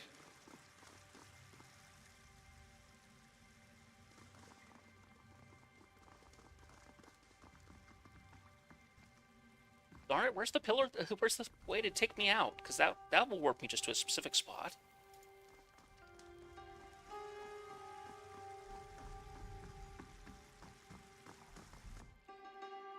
Ugh. Point me at the one that will let me choose where I teleport to. Pete's egg.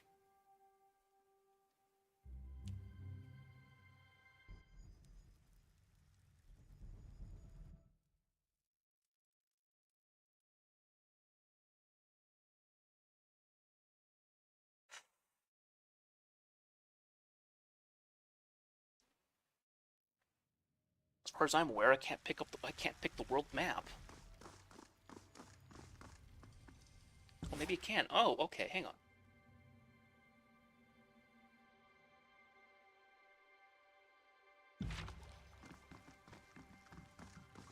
So, hang on.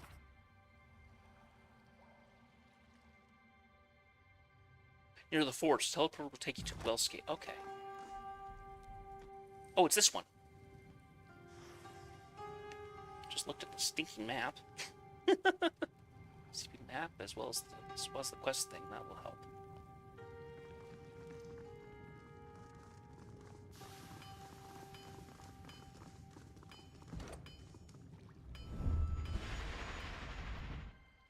Okay.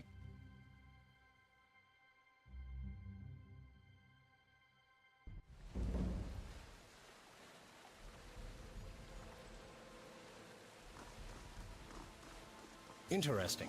It's a fairly big zone. This is going to be where a confrontation probably goes. Fine, I guess.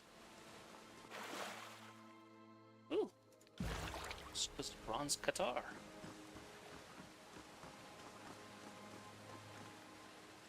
Water tumbles over the edge, down at the fractured depths. This position offers a fine view of the Wounds Farm far below.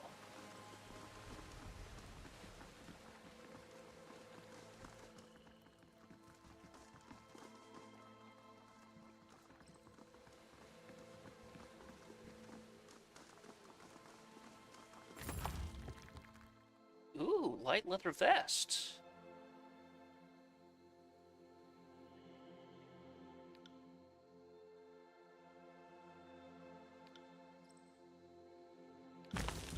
Give me a moment here.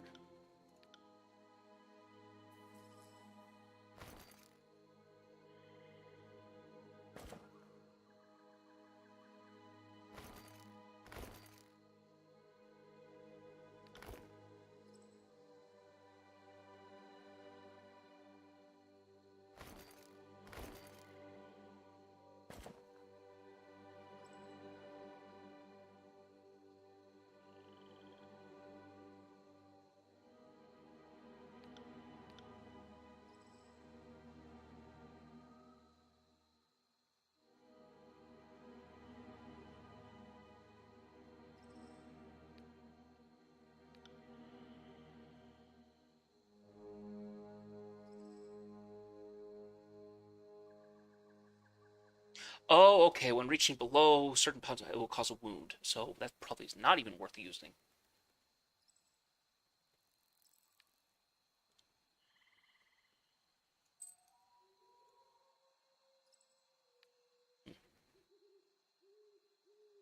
Penumbra.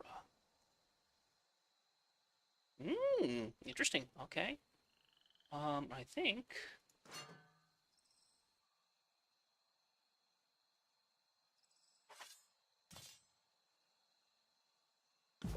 We'll go with that so far. Let's see.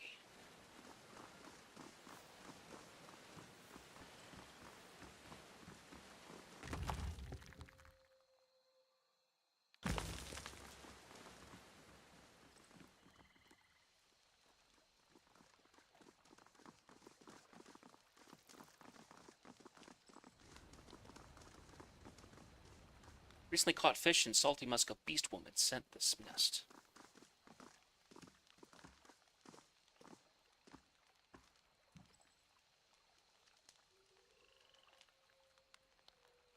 Spotted something.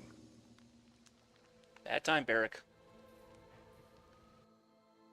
Spray from the nearby waterfall blankets the overlook with a chill mist. Perched atop above the settlement, a sizable crowd of Wagstaff and Jasper's loyalists have gathered in support of their chosen leader. The young scribe separates the two obstinate halves with frequent but ineffective entreaties. Calm yourselves. We're here to settle a delicate matter. An impulsive move shatters everything we've built in this place.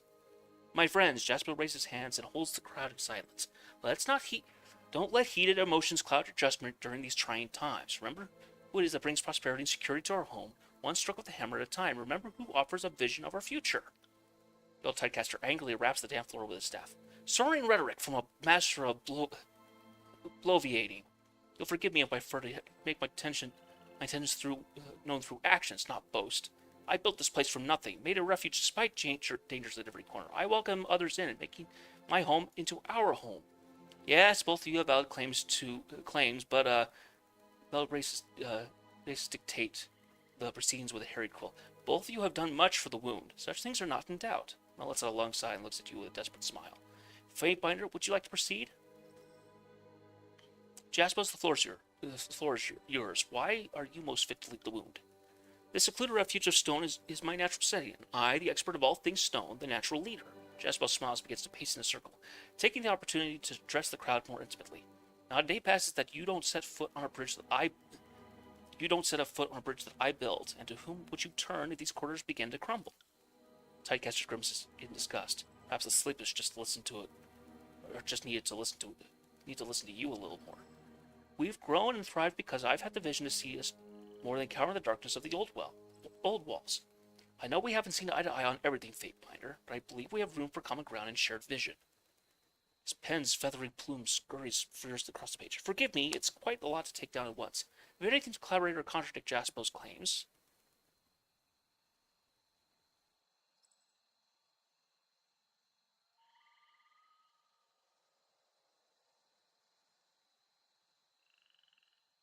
I think both you and Wagstaff must do to provide clean water, and yours is clearly the better route. Forge-bound Master nods his head with a smile of relief. Life here has been challenging, and the decisions often difficult. I'm deeply honored you can see the value in my judgment. Anything else you would like to add? Yes.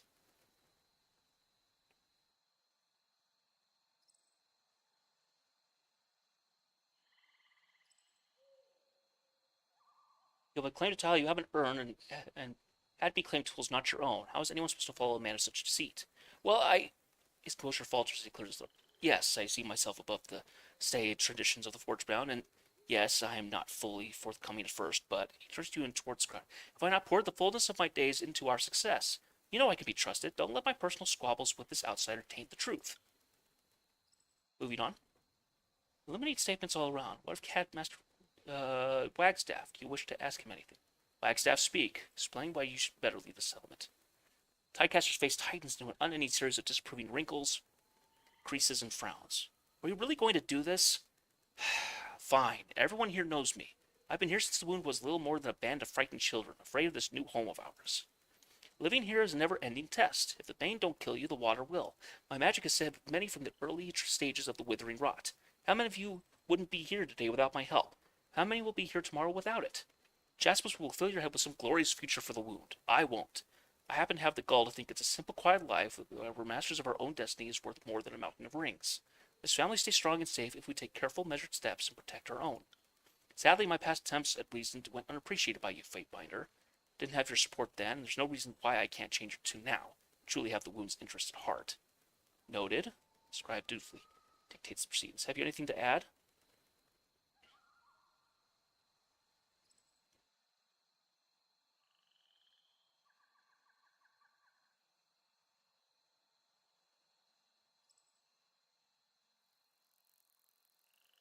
Pain you're inflicted upon the beastman was acceptable. You did to provide clean water, but it was a poor, short-sighted decision. Hoped for some surprise insight on your part. Though you disagree with my approach, hopefully you realize it's the lesser of multiple evils. Yes. You sent me to kill someone while withholding your true intentions. Honesty doesn't seem your strongest trait. So, I will lie to you and to anyone if it's best interest of the wound. The old man shrugs with a scowl. Leader must be honest with his followers, but only a foolish leader reveals everything to outsiders.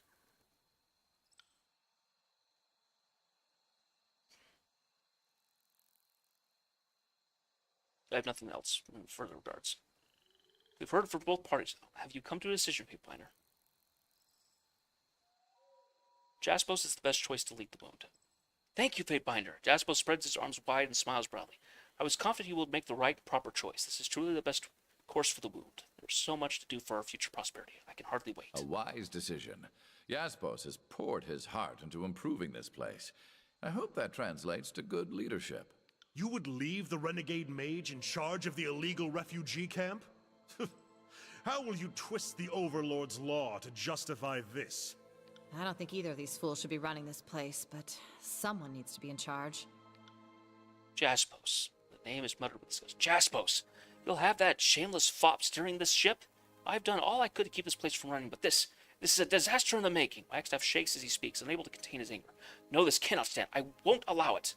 A lone ally cries out his support, leading the rest to unsheath their weapons.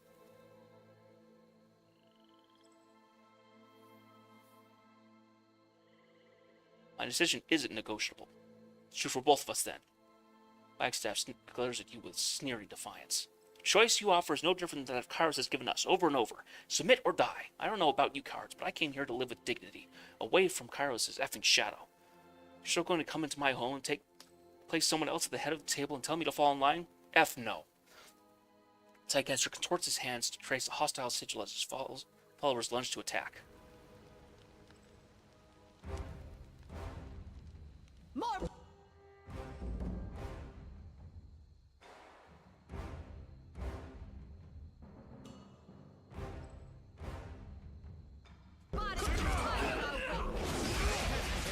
You might learn something.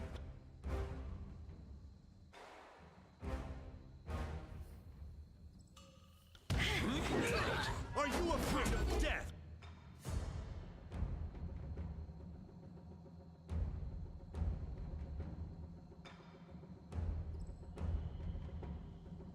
Worm?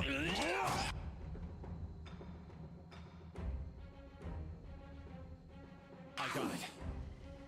Oh, what?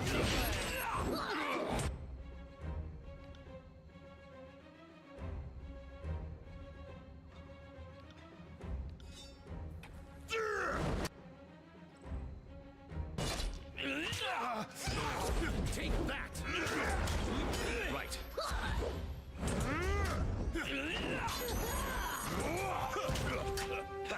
I will break you!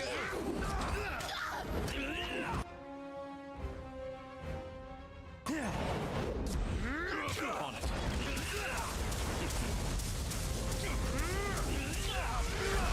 Face my iron!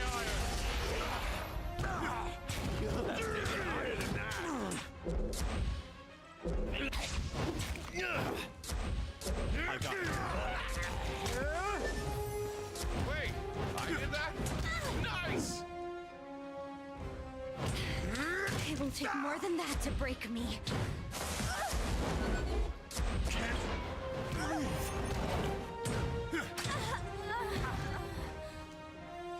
On it.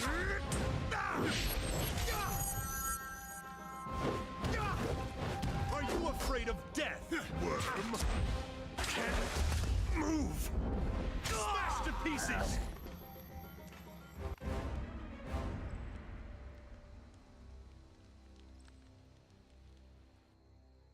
Shame Wagstaff couldn't learn to behave. Could have been a powerful ally if he learned a mode of humility. I'm gonna make this place into something grand. You won't regret this.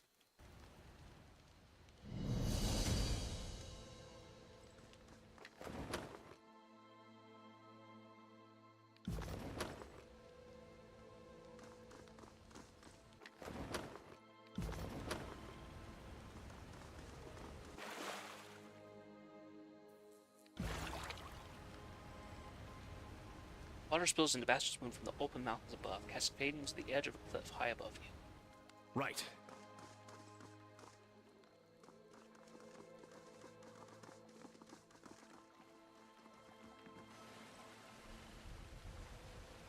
Okay.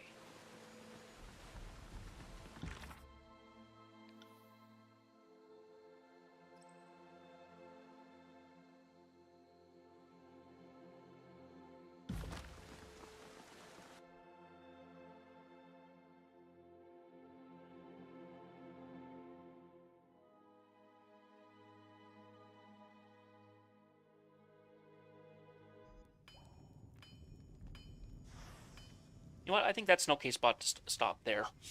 Quitting a little bit earlier than later, but really do want to make sure that I'm ready to go for this interview. And this feels like a really good spot to stop, so. Take a look at our quests here, so.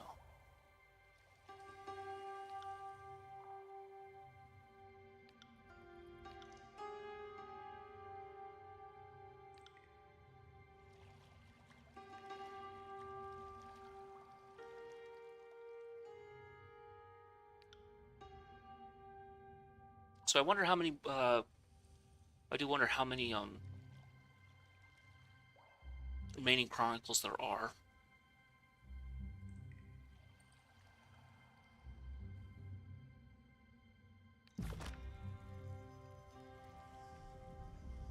Maybe we'll work on that, because I don't think we have anything more that we really need to do here. So, let's go ahead and save now. Seems to be kind of a lonely day to stream, but we'll keep at it. Cheers for today. Woo! Anyway, for those of you who watched, here and now, I'd like to thank you for taking interest in my games, and we'll see you tomorrow for more LEGO Star Wars. We will be shifting into a new